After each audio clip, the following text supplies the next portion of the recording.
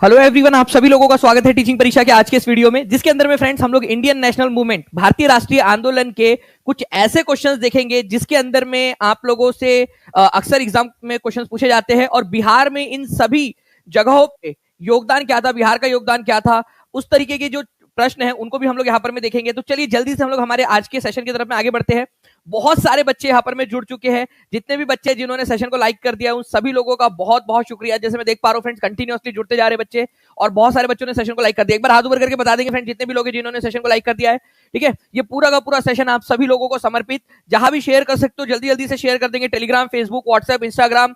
ठीक है, ताकि हम इसी तरीके से और मेहनत के साथ में आप लोगों के लिए करते रहे। क्योंकि फ्रेंड्स कल रात भर बैठकर जब मैंने ये सेशन आप लोगों के लिए क्रिएट किया तो मैं ये सोच रहा था कि हम क्या आज 5,000 तक पहुंचा सकते हैं, क्योंकि जिस दिन 5,000 हो जाएंगे हमने टीम से प्रॉमिस किया हुआ है, टीचिंग परीक्षा टीम से, कि आप लोगों के लिए 20 जो टॉप इंपॉर्टेंट आर्टिकल्स है और 12 की 12 अनुसूची है, ये सारे आपको याद करवा के देंगे अगले ही दिन। तो सभी बच्चों ने जल्दी से सेशन को शेयर कर देना है। ठीक है, चलिए पहला क्वेश्चन आप लोगों को आपकी स्क्रीन के ऊपर में ये रहा। देखिए यहां पर मैं आप लोगों से बोला गया है कि मंगल पांडे को ब्लैंक को बैरकपुर में ब्रिटिश अधिकारियों पर हमला करने के लिए फांसी दी गई थी। ठीक है, देखिए यहां पर मैं Mangal Pandey was hang to death for attacking British officers in Barrackpore on. ठीक है, तो बताइए यहां पर मैं मंगल पांडे को जो है फांसी कब दी गई थी? 21 मार्च 1857 को, 23 मार्च 1857 को, 8 अप्रैल 1857 को, more than one of the above, none of the above. तो फांसी कब दी गई थी मंगल पांडे को? तो आंसर जो है फ्रेंड्स यहां पर में केवल 55% लोगों ने लगाया है। आंसर हो जाएगा 8 अप्रैल 1857 को। ठीक है, फांसी दी गई थी। उन्होंने हमला कब किया था? हमला जो है वो किया था 29 मार्च को। ठीक है, बैरकपुर के अंदर में। फिर उनको जो है फांसी दी गई। फांसी की जो डेट थी थोड़ा सा आगे थी, लेकिन उसको प्रीपोन किया गया ताकि और कोई विद्रोह ना हो जाए। ठीक है, तो आप लोगों को देखिए यहाँ पर मैं बताना चाहूंगा फ्रेंड्स कि मंगल पांडे कौन से बंगाल नेटिव इन्फेंट्री के जो है मेंबर थे, ये आप लोगों से क्वेश्चन अक्सर पूछा जाता है, तो इस पर्टिकुलर पॉइंट को भी आप लोगों ने याद रखना है। ठीक है, उसके बाद में आप लोगों से पूछा जा सकता है कि मंगल पांडे को फांसी दी कहाँ गई थी? बैरकपुर के अंदर में दी गई थी। ठीक है, बंगाल के अंदर में लोकेटेड है ये। इसके अलावा आप लोगों से पूछा जा सकता है कि कौन से तारीख को इन्होंने हमला किया था? तो हमला जो है फ्रेंड्स उन्होंने 29 मार्च 1857 को किया था। ठीक है, यहाँ पर मैं आप देख सकते हो 29 मार्च 1857 को मंगल पांडे ने जो है बगावत कर दी थी। 8 अप्रैल 1857 को उनको फांसी दे दी गई थी। ठीक है, बैरकपुर के परेड ग्राउंड में। चलिए, तो ये जो क्वेश्चन है आप लोगों को बताना है कि कौन से नंबर की बंगाल नेटिव इन्फेंट्री के मेंबर थे। कमेंट करके जल्दी से बताएंगे आप सभी के सभी। ओके, नाउ नेक्स्ट क्वेश्चन की तरफ में हम लोग आगे बढ़ते हैं। हमारा नेक्स्ट क्वेश्चन आप लोगों की स्क्रीन के ऊपर में ये रहा। आजाद दस्ता की स्थापना किसने की थी? जल्दी से बताएंगे आप लोग ताकि हम लोग आगे बढ़ सके जल्दी से। आजाद दस्ता जो है फ्रेंड्स, आजाद दस्ता, इसकी स्थापना जो है मैं आपको बता दूं 1942 के अंदर में हुई थी, जब क्विट इंडिया मूवमेंट चल रहा था, भारत छोड़ो आंदोलन। तो भारत छोड़ो आंदोलन के समय में, ठीक है, जो जयप्रकाश नारायण थे इनको हजारीबाग जेल के अंदर में बंद कर दिया गया था। हजारीबाग जेल के अंदर में बंद कर दिया गया था उनको। वहां से वो भागने में, फरार होने में कामयाब हुए और नेपाल का जो तराई इलाका है, बिहार और नेपाल के बीच की बॉर्डर वाला जो इलाका है, वहां पर में जाकर उन्होंने आजाद दस्ता की स्थापना की थी। तो 2-3 क्वेश्चन यहां पर में क्लियर हो जाते हैं। आजाद दस्ता की स्थापना जो है जयप्रकाश नारायण ने की थी। जयप्रकाश नारायण कौन सी जेल में बंद थे भारत छोड़ो आंदोलन के समय में? हजारीबाग जेल के अंदर में। उसके बाद में जो है फ्रेंड आजाद दस्ता कौन से आंदोलन के समय का है? क्विट इंडिया मूवमेंट के समय का है, ये याद रखना है। जयप्रकाश नारायण को hero of quit India movement भी कहा जाता है। Hero of quit India movement. Heroine of quit India movement किसको बोलते हैं आप लोग कमेंट करके बताएंगे। ठीक है, दोनों पॉइंट इंपॉर्टेंट है। 3 मिनट के अंदर में फ्रेंड 1400 से ज्यादा बच्चे जुड़ चुके हैं। यहाँ पर में 1100 से ज्यादा आप लोगों ने लाइक्स कर दिए हैं। बहुत बहुत शुक्रिया जितने भी बच्चे जो ये 1100 लॉयल बच्चे जिन्होंने 3 मिनट के अंदर में सेशन को लाइक कर दिया, जल्दी जल्दी से हाथ ऊपर करके बता देंगे। ठीक है, चलिए ये पूरा सेशन आप लोगों को समर्पित। नेक्स्ट क्वेश्चन जो है फ्रेंड, भारत के संविधान के सुलेखक कौन थे? सुलेखक का मतलब होता है जिन्होंने अपनी प्यारी सी हैंडराइटिंग के अंदर में हमारे संविधान को लिखा है। तो हमारा संविधान हस्तलिखित था। ठीक है, आपको बताना है कि जो मूल कॉपी है संविधान की, ठीक है, मूल संविधान को हाथ से लिखा था उन्होंने। कॉन्स्टिट्यूशन हॉल के अंदर में अभी भी ये जो है रखा हुआ है फ्रेंड्स, ये संविधान इनका ओरिजिनल वाला। उनके हर पेज के ऊपर में उनकी साइन भी है।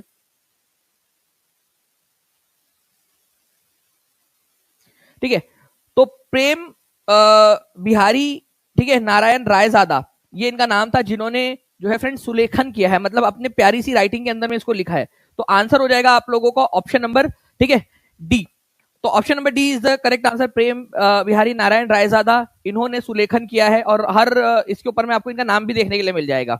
ओके, मैं आप लोगों को दिखाता हूँ। ठीक है, उनका जो हस्तलिखित संविधान है, आप लोग देख सकते हो यहाँ पर में, ये इस तरीके से इन्होंने ये पूरा का पूरा लिखा है। ये उनकी ओरिजिनल राइटिंग, ऐसा लग रहा है ना आप लोगों को कि टाइप किया हुआ है, लेकिन एक्चुअल में इनकी राइटिंग है, ठीक है, ओरिजिनल राइटिंग। तो आप यहाँ पर में देख पा रहे होगे ओरिजिनल राइटिंग, तो प्रेम बिहारी रायजादा।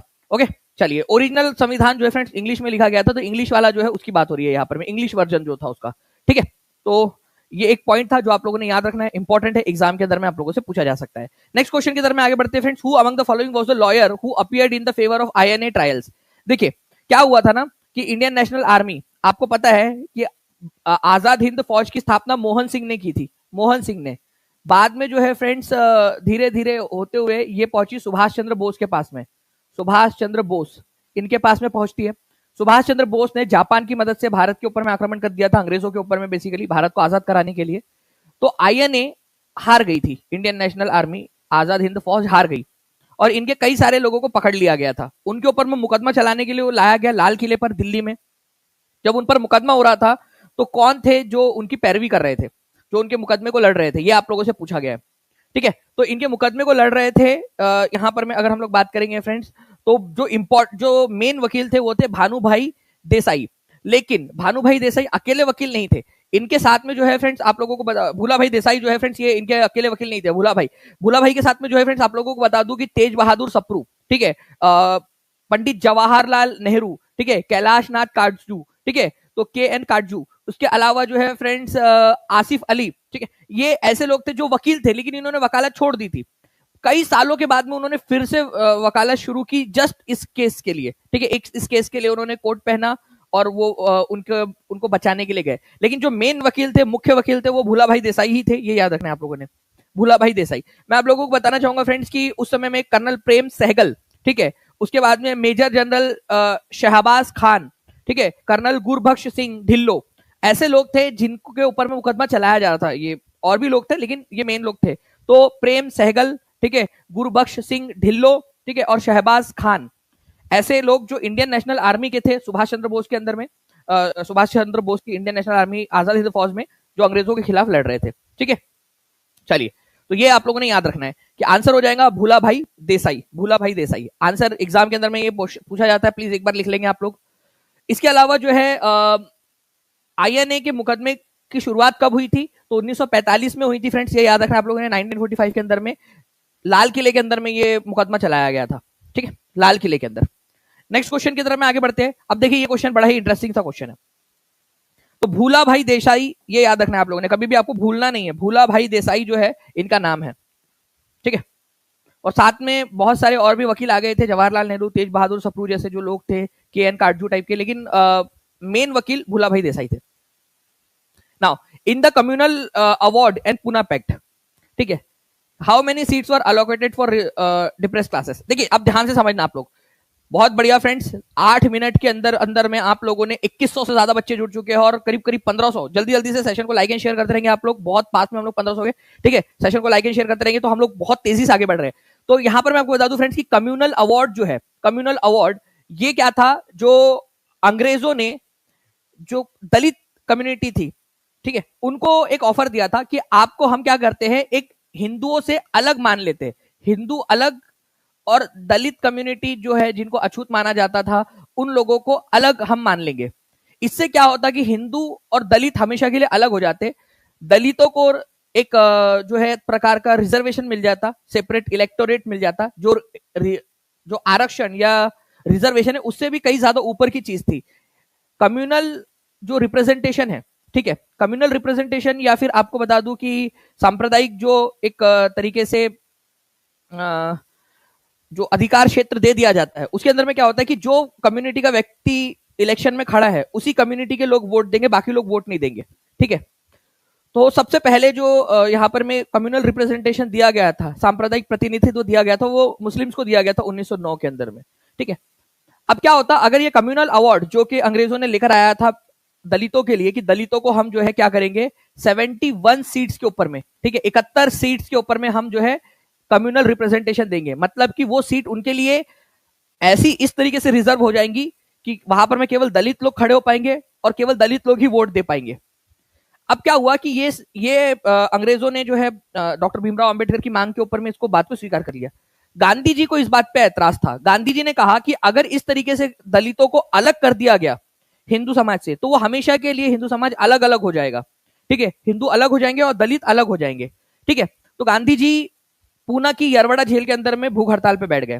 फिर बाद में आपको पता है फ्रेंड्स कि पूना की यरवड़ा जेल के अंदर में जब गांधी जी भूख हड़ताल पे बैठ गए, तो गांधी जी और डॉक्टर बी आर अम्बेडकर के बीच में पूना समझौता हुआ, पूना पैक्ट। इसमें गांधी जी ने क्या ऑफर किया कि भाई देखो, 71 कम्युनल अवार्ड के तहत आपको सीट दी जा रही है दलितों को, हम क्या करते हैं इसको जो है 71 की जगह पे 147 कर देते हैं, लेकिन आप हिंदुओं में ही रहिए, मतलब हिंदू जो सीट्स है उसमें 147 सीट रिजर्व रहेंगी किसके लिए? डिप्रेस्ड क्लासेस के लिए, मतलब कि जो दलित है, ठीक है, अछूत जिनको माना जाता है, उन लोगों के लिए।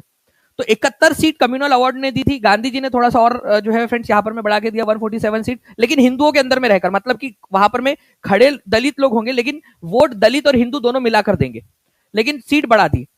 तो आखिरकार मतलब डॉक्टर बी आर अम्बेडकर इसके भी पक्ष में नहीं थे, वो चाहते थे कि अलग ही करे, लेकिन गांधी जी की हालत बिगड़ते जा रही थी, इस वजह से उन्होंने जो है इस बात को मान लिया। तो कम्युनल अवार्ड में जो रैमसे मैकडोनल्ड थे उस समय के ब्रिटेन के प्रधानमंत्री, उन्होंने 71 सीट दी थी। ठीक है, जिसको पूना पैक्ट के अंदर में गांधी जी ने कितना देने का जो है वादा किया? 147 हिंदुओं की सीट में से, ताकि दोनों एक साथ ही रहे।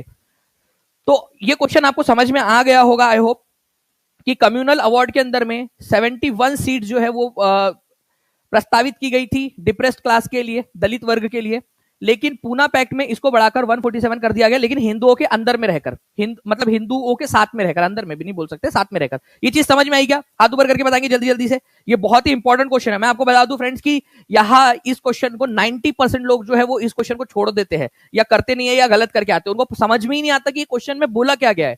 बट मैंने आप लोगों को एक एक पॉइंट समझाया कि इस क्वेश्चन का मतलब क्या है। समझ में आया आप लोगों को इस क्वेश्चन का मतलब क्या है? ये भी मैंने आपको समझा दिया। 11 मिनट के अंदर में फ्रेंड्स हम लोग 2400 से ज्यादा बच्चे जुड़ चुके हैं। मैं आपको बता दूं आज बहुत अच्छा मौका है, आप सभी बच्चे, अगर हर एक बच्चा एक एक जगह पे भी शेयर कर देगा ना, आज हम लोग 5000 का आंकड़ा पार कर सकते हैं। और जैसे ही 5000 का आंकड़ा, लाइक और लाइव दोनों का 5000 का आंकड़ा पार हो जाएगा, मैं आपसे प्रॉमिस करता हूं अगले ही दिन मैं आप लोगों के लिए 20 इंपॉर्टेंट वाले आर्टिकल्स उनके क्वेश्चंस के साथ में और 12 के 12 अनुसूची आप लोगों को याद करवा के दूंगा। ठीक है, चलिए, तो ये पूरी चीज थी फ्रेंड्स। आप लोगों का आंसर जो है इसका हो जाएगा आप लोगों को ऑप्शन नंबर बी। ठीक है, ये याद रखना है, B is the correct answer, option number B. Now next question की तरफ में हम लोग आगे बढ़ते हैं। अब देखिए फ्रेंड्स, एक इंटरेस्टिंग सी चीज भारतीय राष्ट्रीय आंदोलन के समय की मैं आपको याद करवा देना चाहता हूं, आज के आज ही, हमेशा हमेशा के लिए। ठीक है, ध्यान से समझना आप लोगों ने ये क्या चीज है। देखिए यहां पर मैं, कांग्रेस ने 1937 के चुनाव में भाग लेकर कितने प्रांतों में पूर्ण बहुमत प्राप्त किया था? देखिए 1937 में चुनाव हुए थे, गवर्नमेंट ऑफ इंडिया एक्ट। ठीक है, 1935 के जरिए चुनाव कब हुए? 1937 में। भारत के 11 प्रांतों के अंदर में जो है फ्रेंड्स चुनाव हुए थे, ये याद रखना है आप लोगों ने। ठीक है, ठीक है, भारत के 11 प्रांतों के अंदर में चुनाव हुए। अब ये 11 प्रांत कौन कौन से थे ये आप लोगों को थोड़ा सा मैं, ठीक है, ये बता दूं यहां पर मैं अगर, तो एक था दक्षिण भारत के अंदर में, ठीक है, मद्रास प्रांत, मद्रास था। ठीक है, यहां पर में था मध्य प्रांत, सेंट्रल प्रोविंस। ठीक है, यहां पर में था बॉम्बे प्रांत, बॉम्बे प्रोविंस, बॉम्बे। ठीक है, इधर में बिहार उड़ीसा। ठीक है, यहां पर में था यूनाइटेड प्रोविंस, यूपी। ठीक है, यूपी था। इसी इधर साइड में था आसाम। ठीक है, आसाम। इधर में बंगाल। ठीक है, बंगाल। यहां पर में एक था सिंध। ठीक है, यहां पर में था पंजाब। यहां पर में था नॉर्थ वेस्ट फ्रंटियर प्रोविंस। ठीक है, अभी जो अलग अलग राज्य है, ठीक है, इनमें से कहां पर में किसकी सरकार बनी, इसके बारे में हम लोग देखेंगे। तो कांग्रेस ने कौन कौन से जगहों पे सरकार बनाई थी? कांग्रेस ने, भारतीय राष्ट्रीय कांग्रेस को पूर्ण बहुमत कहां पर में मिला? एक तो मिला था फ्रेंड सेंट्रल प्रोविंस में, मद्रास के अंदर में। ठीक है, उसके बाद में जो है बिहार में मिला। ठीक है, उड़ीसा के अंदर में मिला था, ये याद रखना है, यूनाइटेड प्रोविंस के अंदर में। तो ये 5 राज्य ऐसे हैं जहां पर में कांग्रेस को पूर्ण बहुमत मिला। कांग्रेस को 11 में से 5 राज्यों के अंदर में पूर्ण बहुमत मिला। कौन कौन से हैं? ठीक है, 5 राज्य मेरे, देखो अभी मैं आपको अभी इसका क्वेश्चन कराऊंगा, इसीलिए मैं आपको इतना डिटेल में बता रहा हूं। हर एक बच्चा आंसर करेगा, यहां पर मैं कमेंट के अंदर में आंसर करेगा, क्योंकि कमेंट में आंसर करोगे तभी ज्यादा अच्छे से याद रह पाएगा। देखो, मद्रास में भारतीय राष्ट्रीय कांग्रेस को, इंडियन नेशनल कांग्रेस को जो है बहुमत मिला। ठीक है, बॉम्बे में मिला था कि नहीं मिला था? बॉम्बे में बाद में मिली जुली सरकार बनाई उन्होंने। सेंट्रल प्रोविंस मध्य प्रदेश, जो मध्य प्रांत है, वहां पर में बहुमत मिला। ठीक है, उड़ीसा में, बिहार में और यूपी में, ये 5 राज्यों में जो है पूर्ण बहुमत मिला था। ठीक है, लेकिन उन्होंने सरकार और भी जगह पे बनाई। कहां पर में? बॉम्बे में मिली जुली सरकार बनाई। ठीक है, ये याद रखना है आप लोगों ने। आसाम में मिली जुली सरकार बनाई, और नॉर्थ वेस्ट फ्रंटियर प्रोविंस, उत्तर पश्चिमी सीमांत प्रांत जिसको बोलते, वहां पर में मिली जुली सरकार बनाई। तो मिली जुली सरकार 3 जगहों पे बनाई गठबंधन की सरकार, और 5 जगह पे पूर्ण बहुमत की सरकार बनाई। तो टोटल कितने जगहों पे सरकार बनाई थी, जल्दी बताइए आप लोग। कौन से कितने जगहों पे पूर्ण जो है बहुमत की सरकार बनाई? ठीक है, 5 जगहों पे पूर्ण बहुमत, और मिली जुली सरकार बनाई 3 जगहों पे, आसाम में, बॉम्बे में और नॉर्थ वेस्ट फ्रंटियर प्रोविंस के अंदर में।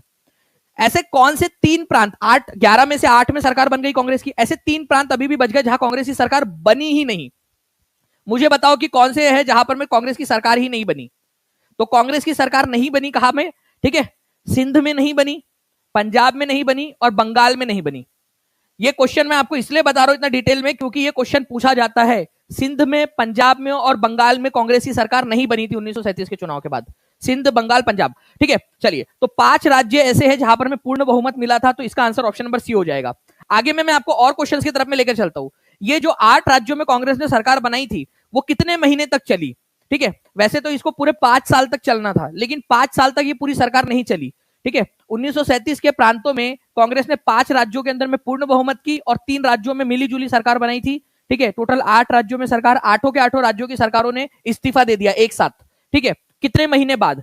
तो 28 महीने बाद जो है उन्होंने इस्तीफा दे दिया सरकार बनने के 28 महीने के अंदर में। क्यों?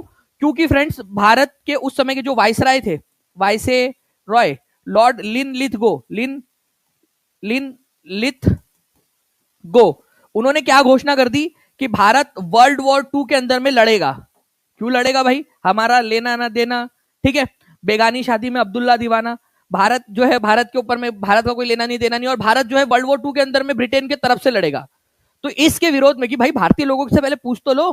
ठीक है, भारत को वर्ल्ड वॉर 2 की पार्टी घोषित कर दिया जबरदस्ती। तो इसके विरोध में जो है फ्रेंड्स, हम लोगों ने 28 महीने, मतलब इंडियन नेशनल कांग्रेस की जितनी सरकारें थी, उन्होंने 28 महीने के बाद में इस्तीफा दे दिया था। तो 28 महीने जो है ये सरकार चली थी, ये याद रखना है आप लोगों ने। इंपॉर्टेंट पॉइंट एग्जाम के अंदर में पूछ सकते हैं।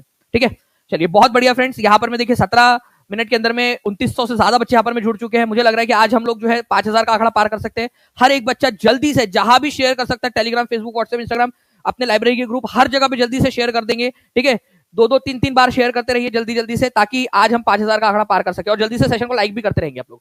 ठीक है, अब देखिए फ्रेंड्स, एक क्वेश्चन आप लोगों के लिए, जिन बच्चों ने ध्यान से ये लेक्चर देखा है अभी, ठीक है, वो बच्चे इसका आंसर कर पाएंगे। वह प्रांत का नाम बताइए जहां 1937 के चुनाव के बाद भारतीय राष्ट्रीय कांग्रेस ने अपनी सरकार नहीं बनाई थी, वहां सरकार नहीं बना पाई थी। देखिए, आप लोग आंसर करिए इसका। मैंने आपको बताया फ्रेंड्स कि 5 राज्य ऐसे थे जहां पर में पूर्ण बहुमत मिला था। एक तो था मद्रास, नीचे से अगर मैं स्टार्ट करूं तो मद्रास, ठीक है, सेंट्रल प्रोविंस, मध्य प्रांत, ठीक है, उड़ीसा था, उड़ीसा, बिहार के अंदर में भी पूर्ण बहुमत मिल गया था। पहले बनाई नहीं सरकार, लेकिन बाद में बना दी थी। ठीक है, उसके बाद में जो है फ्रेंड्स यूपी, यूनाइटेड प्रोविंस, ठीक है, जो था उसके अंदर में, इसमें पूर्ण बहुमत की सरकार बनी। ठीक है, इन 5 राज्यों में। फिर उसके बाद में 3 राज्य ऐसे थे जहां मिली जुली सरकार बनी। एक तो बॉम्बे, मिली जुली सरकार, गठबंधन की सरकार बनी। आसाम के अंदर में भी गठबंधन की सरकार बनी। और North West Frontier Province, North West Frontier Province, उत्तर पश्चिमी सीमांत प्रांत बोलते थे, बड़ा लंबा सा नाम था उस राज्य का, उस प्रांत का, north West Frontier province, NWFP। ठीक है, तो इनमें भी कांग्रेस की सरकार बन गई थी टोटल 8 जगहों पे। तो कहां पर में सरकार नहीं बनी थी? बंगाल में नहीं बनी थी, बंगाल में, सिंध में और पंजाब में। कितने लोगों ने सही आंसर लगाया? हाथ ऊपर करके बताओ मुझे। मतलब आपको समझ में आ रहा है, आप लोग सीख रहे हो चीजें, आप समझ पा रहे हो चीजों को। ठीक है, आप एक्चुअल एग्जाम के क्वेश्चंस को सॉल्व कर पा रहे हो अभी। ठीक है, एग्जाम के क्वेश्चंस को आप लोग सॉल्व कर पा रहे हो। तो मैंने आपको बताया कि पूर्ण बहुमत कहां कहां मिला, कहां गठबंधन की सरकार बनाई। ठीक है, अब ये सारे क्वेश्चंस एग्जाम में आए हुए हैं। ठीक है, अलग अलग अलग एग्जाम्स के अंदर में आए हुए हैं। तो आप लोगों को कॉन्फिडेंस फील करना है कि आप लोग आगे बढ़ते जा रहे हो। एक क्वेश्चन और देखिए आप लोग। ठीक है, पीसीएस एग्जाम के अंदर में आया हुआ है, और ये ऐसे ही एग्जाम से क्वेश्चन, अलग अलग एग्जाम से क्वेश्चन उठा के पूछे जाते हैं आपसे। ठीक है, 3100 से ज्यादा बच्चे जुड़ चुके हैं, 2200 से ज्यादा आप लोगों ने लाइक कर दिए फ्रेंड्स, बहुत बहुत शुक्रिया। 5000 के आंकड़े के हम लोग पास पहुंचते जा रहे हैं, लाइक्स और लाइक दोनों में। ठीक है, जितने भी बच्चे हैं अपना अपना योगदान देते रहेंगे। 1937 में संपन्न विधानसभा चुनाव में इंडियन नेशनल कांग्रेस को निम्न में से किस प्रांत में पूर्ण बहुमत नहीं मिला था? सरकार की बात नहीं हो रही अभी, अब बात हो रही है पूर्ण बहुमत। पूर्ण बहुमत मिला था 5 राज्यों के अंदर में। ठीक है, पूर्ण बहुमत 5 राज्यों के अंदर में मिला था। तो ये 5 राज्य थे मद्रास, ठीक है, सेंट्रल प्रोविंस, उड़ीसा, बिहार और यूपी। ठीक है, तो सेंट्रल प्रोविंस में तो पूर्ण बहुमत मिला था, बिहार में भी मिला था, मद्रास, पंजाब में तो सरकार भी नहीं बनी थी, पूर्ण बहुमत तो दूर की बात है, ठीक है, पंजाब में तो सरकार भी नहीं बनी थी, तो आंसर हो जाएगा पंजाब, सी, ठीक है। 81% लोगों ने सही आंसर दिया है। ये है पौवा टीचिंग परीक्षा का। आप लोग देखिए पावर, कितना बढ़िया तरीके से आप लोग आंसर कर रहे हो। 81% लोग जो है इतने हाई लेवल क्वेश्चंस का आंसर कर पा रहे हो, ठीक है। आप लोगों को समझ में आ गया, आपको याद हो गई ये चीजें, ओके, तो ये बहुत अच्छी बात है, कॉन्ग्रेचुलेशन आप सभी लोगों को। अब मैं इससे भी एक हाई लेवल क्वेश्चन आपसे और पूछता हूँ, एक कदम और आगे बढ़ाते हैं, ठीक है। आप लोग सब तैयार हो, ठीक है, वॉरियर हो आप लोग, टीचिंग परीक्षा के वॉरियर्स हो आप लोग, लड़ाकू हो टीचिंग परीक्षा के, ठीक है। धीरे धीरे धीरे एक एक कदम आगे बढ़ते जा रहे हो आप लोग। अब इस क्वेश्चन का आंसर करिए आप लोग। आपको बताना है कि भारतीय राष्ट्रीय जो है ना, यहाँ पर में कांग्रेस ने 1937 में मंत्रिमंडल का गठन नहीं किया था। कहां पर में गठन नहीं किया, कहां पर में सरकार नहीं बनी, ये बताइए आप, कौन सी जगह है जहां पर में सरकार नहीं बनी। और आप लोगों को सभी को पता है फ्रेंड्स कि कल करंट अफेयर की क्लास है, लाइव ओनली क्लास होंगी कल आप लोगों की करंट अफेयर की, सक्सेस परीक्षा चैनल पे।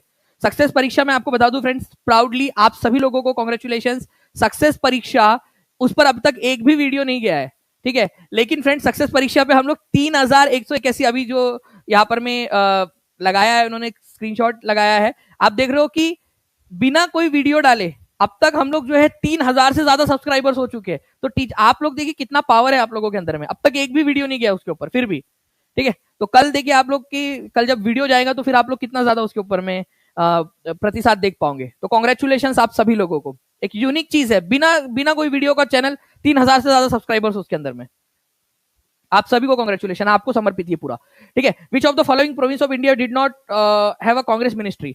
तो देखिए सेंट्रल प्रोविंस में और उड़ीसा में तो कांग्रेस की सरकार थी, ठीक है, उड़ीसा में थी, बंगाल में नहीं थी, ठीक है, सेंट्रल प्रोविंस में थी, पंजाब में नहीं थी।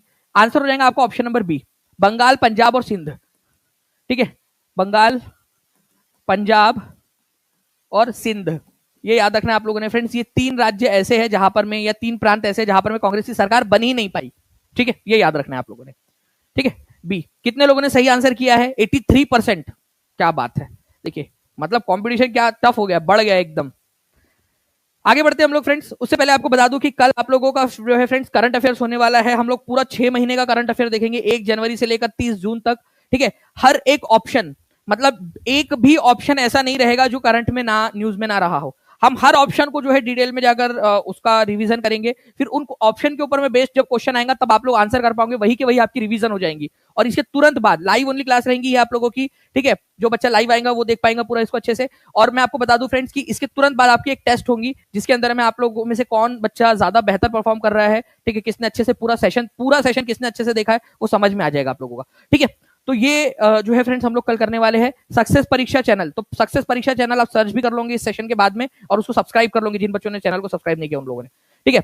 चलिए आगे बढ़ते हैं हम लोग फ्रेंड्स। भारतीय स्वतंत्रता के समय ब्रिटेन के प्रधानमंत्री कौन थे, एकदम स्पीड में आंसर करोगे आप लोग। भारतीय स्वतंत्रता के समय, तो भारत आजाद कब हुआ, 1947 के अंदर में, ठीक है। तो 1947 में ब्रिटेन के प्रधानमंत्री कौन थे, ये आप लोगों का आंसर जो है स्पीड में आ जाना चाहिए। तो भारत की स्वतंत्रता तक के समय ब्रिटेन के प्रधानमंत्री थे विंस्टन चर्चिल, ठीक है, नहीं, ठीक है, क्लीमेंट एटली। विंस्टन चर्चिल जो है फ्रेंड्स 1942 के अंदर में जब वर्ल्ड वॉर हो रहा था, ठीक है, वर्ल्ड वॉर 2 उस समय में थे। इसके अलावा जो है फ्रेंड्स पाल्मरस्टन करके एक व्यक्ति थे, पाल्मरस्टन जो थे, ठीक है, 1857 के समय में। तो पाल्मरस्टन थे 1857 के विद्रोह के समय में, विंस्टन चर्चिल वर्ल्ड वॉर 2 के समय में, और क्लीमेंट एटली भारत की स्वतंत्रता के समय में, ठीक है, ये याद रख लेंगे आप लोग। आंसर हो जाएगा आपका ऑप्शन नंबर बी, ठीक है। नाउ नेक्स्ट क्वेश्चन जो है फ्रेंड, देखिए यहाँ पर में एक क्वेश्चन, जिस बच्चे ने स्टार्टिंग से सेशन देखा है उसका फायदा होगा इसके अंदर में। बताइए कि मंगल पांडे ने 1857 के विद्रोह में पहली गोली किस स्थान पर चलाई थी, या फिर मंगल पांडे ने बगावत कहां पर में की थी। कौन से बंगाल नेटिव इन्फेंट्री के कौन से नंबर की जो है बताना है आप लोगों ने, सैनिक टुकड़ी के सदस्य थे ये।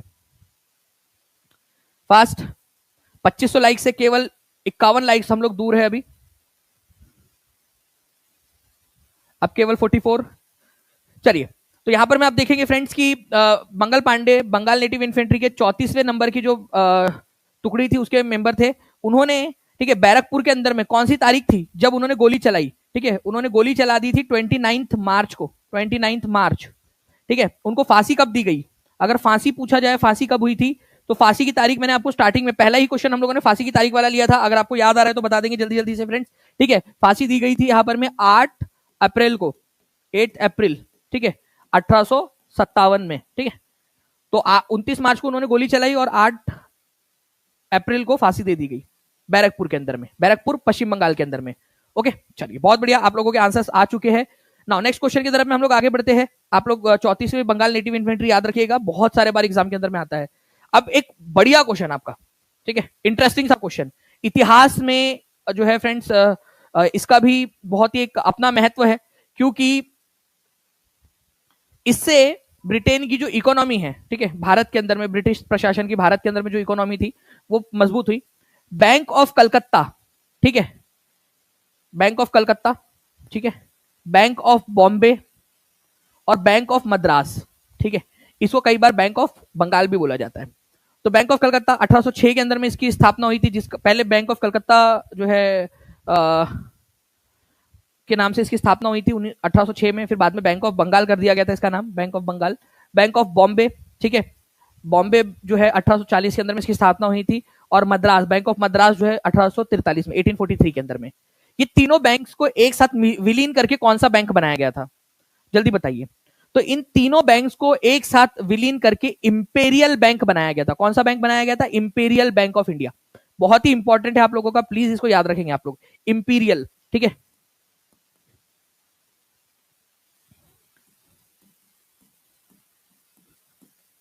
इंपीरियल बैंक, ठीक है, इंपीरियल बैंक का गठन किया गया था। ये बैंक का गठन किया गया था 1921 के अंदर में। अब ये इंपीरियल बैंक जो है फ्रेंड्स, ये याद रखना है आप लोगों ने, इंपीरियल बैंक जो है इसका राष्ट्रीयकरण कर दिया गया 1956 के अंदर में, ठीक है, 1956 में। और इसका नाम बदल के क्या कर दिया गया था, ये भी आप लोग बता देंगे। 1956 के अंदर में इसका पूरा का पूरा जो प्रोसेस थी वो कंप्लीट हो गई थी। तो इंपीरियल बैंक जो है अब 1955 के अंदर में क्या बन चुका था, ये आप लोग बताएंगे मुझे। 1955 के अंदर में इसका नाम बदल के कर दिया गया था। कौन सा बैंक है? आज भी आप लोगों बैंक देखते हो, ठीक है। कौन सी कमेटी थी? उसका नाम था गोरेवाला कमेटी। गोरेवाला कमेटी के रिकमेंडेशन के आधार पर इसका नाम जो है स्टेट बैंक ऑफ इंडिया कर दिया गया था और राष्ट्रीयकरण कर दिया गया इसका। इसको भारत सरकार ने खरीद लिया था पूरी तरीके से, ठीक है। तो इंपीरियल बैंक ऑफ इंडिया, ठीक है, 1955 में गोरेवाला कमेटी की रिकमेंडेशन के आधार पर एसबीआई के अंदर में इसका नाम कन्वर्ट कर दिया गया, ठीक है। तो ये याद रखना है आप लोगों ने। तो आंसर हो जाएगा फ्रेंड्स बैंक ऑफ कलकत्ता या बैंक ऑफ बंगाल, जिसका नाम कर दिया गया था bank of Bombay, bank of Madras, इनको विलीन करके 1921 में इंपीरियल बैंक ऑफ इंडिया बनाया गया। इंपीरियल बैंक ऑफ इंडिया जो है फ्रेंड्स, ये याद रखना है आप लोगों ने, ये आपका बन गया 1955 के अंदर में स्टेट बैंक ऑफ इंडिया, और आज भी स्टेट बैंक ऑफ इंडिया जो है काम करता है, ठीक है। तो आंसर इसका ऑप्शन नंबर डी हो जाएगा। इसको याद रखेंगे आप सभी के सभी, इंपॉर्टेंट पॉइंट है, एग्जाम के अंदर में पूछ सकते हैं, याद रखेंगे आप लोग। चलो मैं आप लोगों से पूछता हूं, एसबीआई अभी तक लंच टाइम है, सर्वर नहीं है। अच्छा, अभी लंच टाइम है, सर्वर नहीं है, ये बिल्कुल सही बात है सुभाष जी, एसबीआई के अंदर में यही चलता रहता है। चलिए नेक्स्ट क्वेश्चन देखिए, यहां पर मैं बताना है, हु वाज बोर्न इन 1902 इन सिताबदियारा बिहार। तो सिताबदियारा बिहार के अंदर में किसका जन्म हुआ था इनमें से? आप लोग आंसर करेंगे जल्दी जल्दी से। फिर उसके बाद में मैं आप लोगों को बिहार की एक बहुत ही सुंदर सी यात्रा के ऊपर में भी लेकर चलूंगा। 1902 के अंदर में इनका जन्म हुआ था, ठीक है, सिताबदियारा के अंदर में। और जो है 11 अक्टूबर को इनका जन्म हुआ था। मैं आप लोगों को हिंट भी दे देता हूं, ठीक है। तो फ्रेंड्स 11 अक्टूबर, ठीक है, 11 अक्टूबर 1902 को जन्म हुआ था जयप्रकाश नारायण का, ठीक है। जयप्रकाश नारायण को किस नाम से जाना जाता है? लोकनायक, ठीक है, लोकनायक इंपॉर्टेंट है, ठीक है। उसके बाद में कर्पूरी ठाकुर जी जो है फ्रेंड्स, आपको पता ही है कर्पूरी ठाकुर जी के बारे में अगर हम बात करेंगे तो उनको भारत रत्न मिला था, तो उनके जन्म तारीख इंपॉर्टेंट हो जाती है। 24 जनवरी 1924 को जननायक कहा जाता है उनको, ठीक है, कर्पूरी ठाकुर जी को। तो जननायक को 24 जनवरी 1924 को उनका जन्म हुआ था, ठीक है। तो ये भी एक इंपॉर्टेंट पॉइंट है कर्पूरी ठाकुर जी का, तो प्लीज इसको याद रखेंगे आप लोग, इंपॉर्टेंट एग्जाम के अंदर में पूछ सकते हैं। अब मैं जो है फ्रेंड्स एक ऑप्शन जो बन उसके ऊपर में भी आप लोगों से सवाल जो है वो पूछूंगा बिल्कुल, बहुत सारे इसके अंदर में। तो हम आगे बढ़ते हैं। पहले आप लोग एक बार जल्दी से लिख दीजिए कि जयप्रकाश नारायण का जन्मदिन कौन सी तारीख को आता है, वो तारीख लिखिए आप लोग, क्योंकि तारीख डायरेक्टली पूछी जा सकती है आपसे, कौन से दिन उनका जन्म हुआ था, ठीक है। उनको किस उपाधि से जाना जाता है, जननायक के नाम से किसको जाना जाता है, आप लोग लिख देंगे जल्दी से कमेंट के अंदर में। जितने बच्चे लिख देंगे, मैं देख रहा हूं यहाँ पर मैं कमेंट, प्लीज कमेंट दिखाते रहेंगे यहाँ स्क्रीन के ऊपर में भी, जो बच्चे लिख रहे हैं, क्योंकि ये वो बच्चे हैं जो टॉप करने वाले, ये वो बच्चे जो सिलेक्शन लेने वाले हैं, जो एक्टिविटी कर रहे हैं।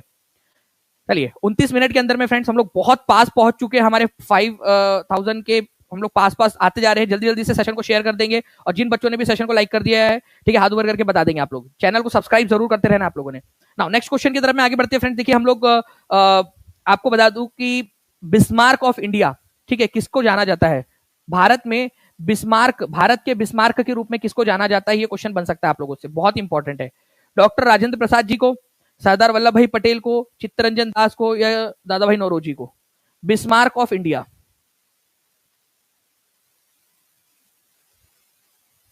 देखिए बिस्मार्क कौन था फ्रेंड्स? बिस्मार्क जो है ये जर्मनी का जो है प्रधानमंत्री था, ठीक है, एक समय में, जिन्होंने जर्मनी को यूनिफाई किया। जर्मनी को एकत्र करना का काम बिस्मार्क ने किया था। वैसे ही भारत के, इसीलिए भारत का बिस्मार्क किसको कहा जाता है कि भारत को एकत्र करने के लिए उनको भारत के बिस्मार्क की उपाधि दी गई। तो सरदार वल्लभ भाई पटेल को भारत का बिस्मार्क कहा जाता है। जर्मनी का यूनिफायर कौन है? जर्मनी को जिसने यूनिफाई किया था, जर्मनी को एकत्रित किया था, वो था बिस्मार्क। मैं आपको बताना चाहता हूं फ्रेंड्स कि वैसे सब जगह पे डेटा अलग अलग है, लेकिन मैं आपको ऑथेंटिक डेटा जो है सरकारी वेबसाइट्स के ऊपर में उपलब्ध है, नाम के साथ में, मैंने उसके ऊपर में कल पूरा एक बार वापस से जो है पूरा उस पर रिसर्च की। 565 जो रियासतें थी, ठीक है, जो औपचारिक, क्योंकि कुछ छोटी मोटी रियासतों को कई बार एक मान लिया जाता है, कई बार अलग अलग माना जाता है। तो 565 रियासतें जो थी उनमें से 552 भारत में विलीन हुई, और केवल 13 रियासतें जैसे कलात थी, मकरान थी, ठीक है, जो है उसके बाद में सोनार थी ये, और स्वात घाटी की जो रियासत थी, ये सब पाकिस्तान। कुछ रियासतें थी जो केवल गिनी चुनी 13 रियासतें जो पाकिस्तान के साथ में जाकर विलीन हुई। 552 रियासत भारत में विलीन हुई। इसमें बहुत बड़ा हाथ सरदार वल्लभ भाई पटेल और वीपी मेनन का था। वीपी मेनन जो अंग्रेजों के समय में जो है आईएएस अधिकारी थे। भारत की आजादी के बाद में भारत के सरकार के अधिकारी बन गए, तो उन्होंने सरदार वल्लभ भाई पटेल के साथ में मिलकर ज्यादातर रियासतों को भारत में विलीन करवाया था, ठीक है। तो भारत में विलीन करवाने के लिए सरदार वल्लभ भाई पटेल को भारत का बिस्मार्क कहा जाता है। इनको iron man of India, Bharat का लौह पुरुष भी कहते हैं, ठीक है। सरदार वल्लभ भाई पटेल का जन्मदिन आता है 31 अक्टूबर को, ठीक है। इस दिन हम लोग राष्ट्रीय एकता दिवस मनाते हैं, नेशनल यूनिटी डे। राष्ट्रीय एकता दिवस कब मनाया जाता है, ये क्वेश्चन आप लोग लिखेंगे, और इस सेशन के बाद में एक क्वेश्चन बना के आप लोग आपस में पूछिएगा, ठीक है, जो देखते हैं कि कितने बच्चे सही आंसर लगा पाते हैं और कौन सही से क्वेश्चन बना पाता है, ठीक है। चलो आगे बढ़ते हम लोग फ्रेंड्स। उसके अलावा मैं अगर आपको बताऊं डॉक्टर राजेंद्र प्रसाद जी को क्या कहा जाता है, एक बार देखेंगे आप लोग कितने लोग आंसर कर पाते हैं इसमें, ठीक है। एक एक करके देखते हैं हम लोग यहाँ पर कितने लोग आंसर कर पाते हैं। डॉक्टर राजेंद्र प्रसाद जी को देश रत्न के नाम से जाना जाता है, देश रत्न।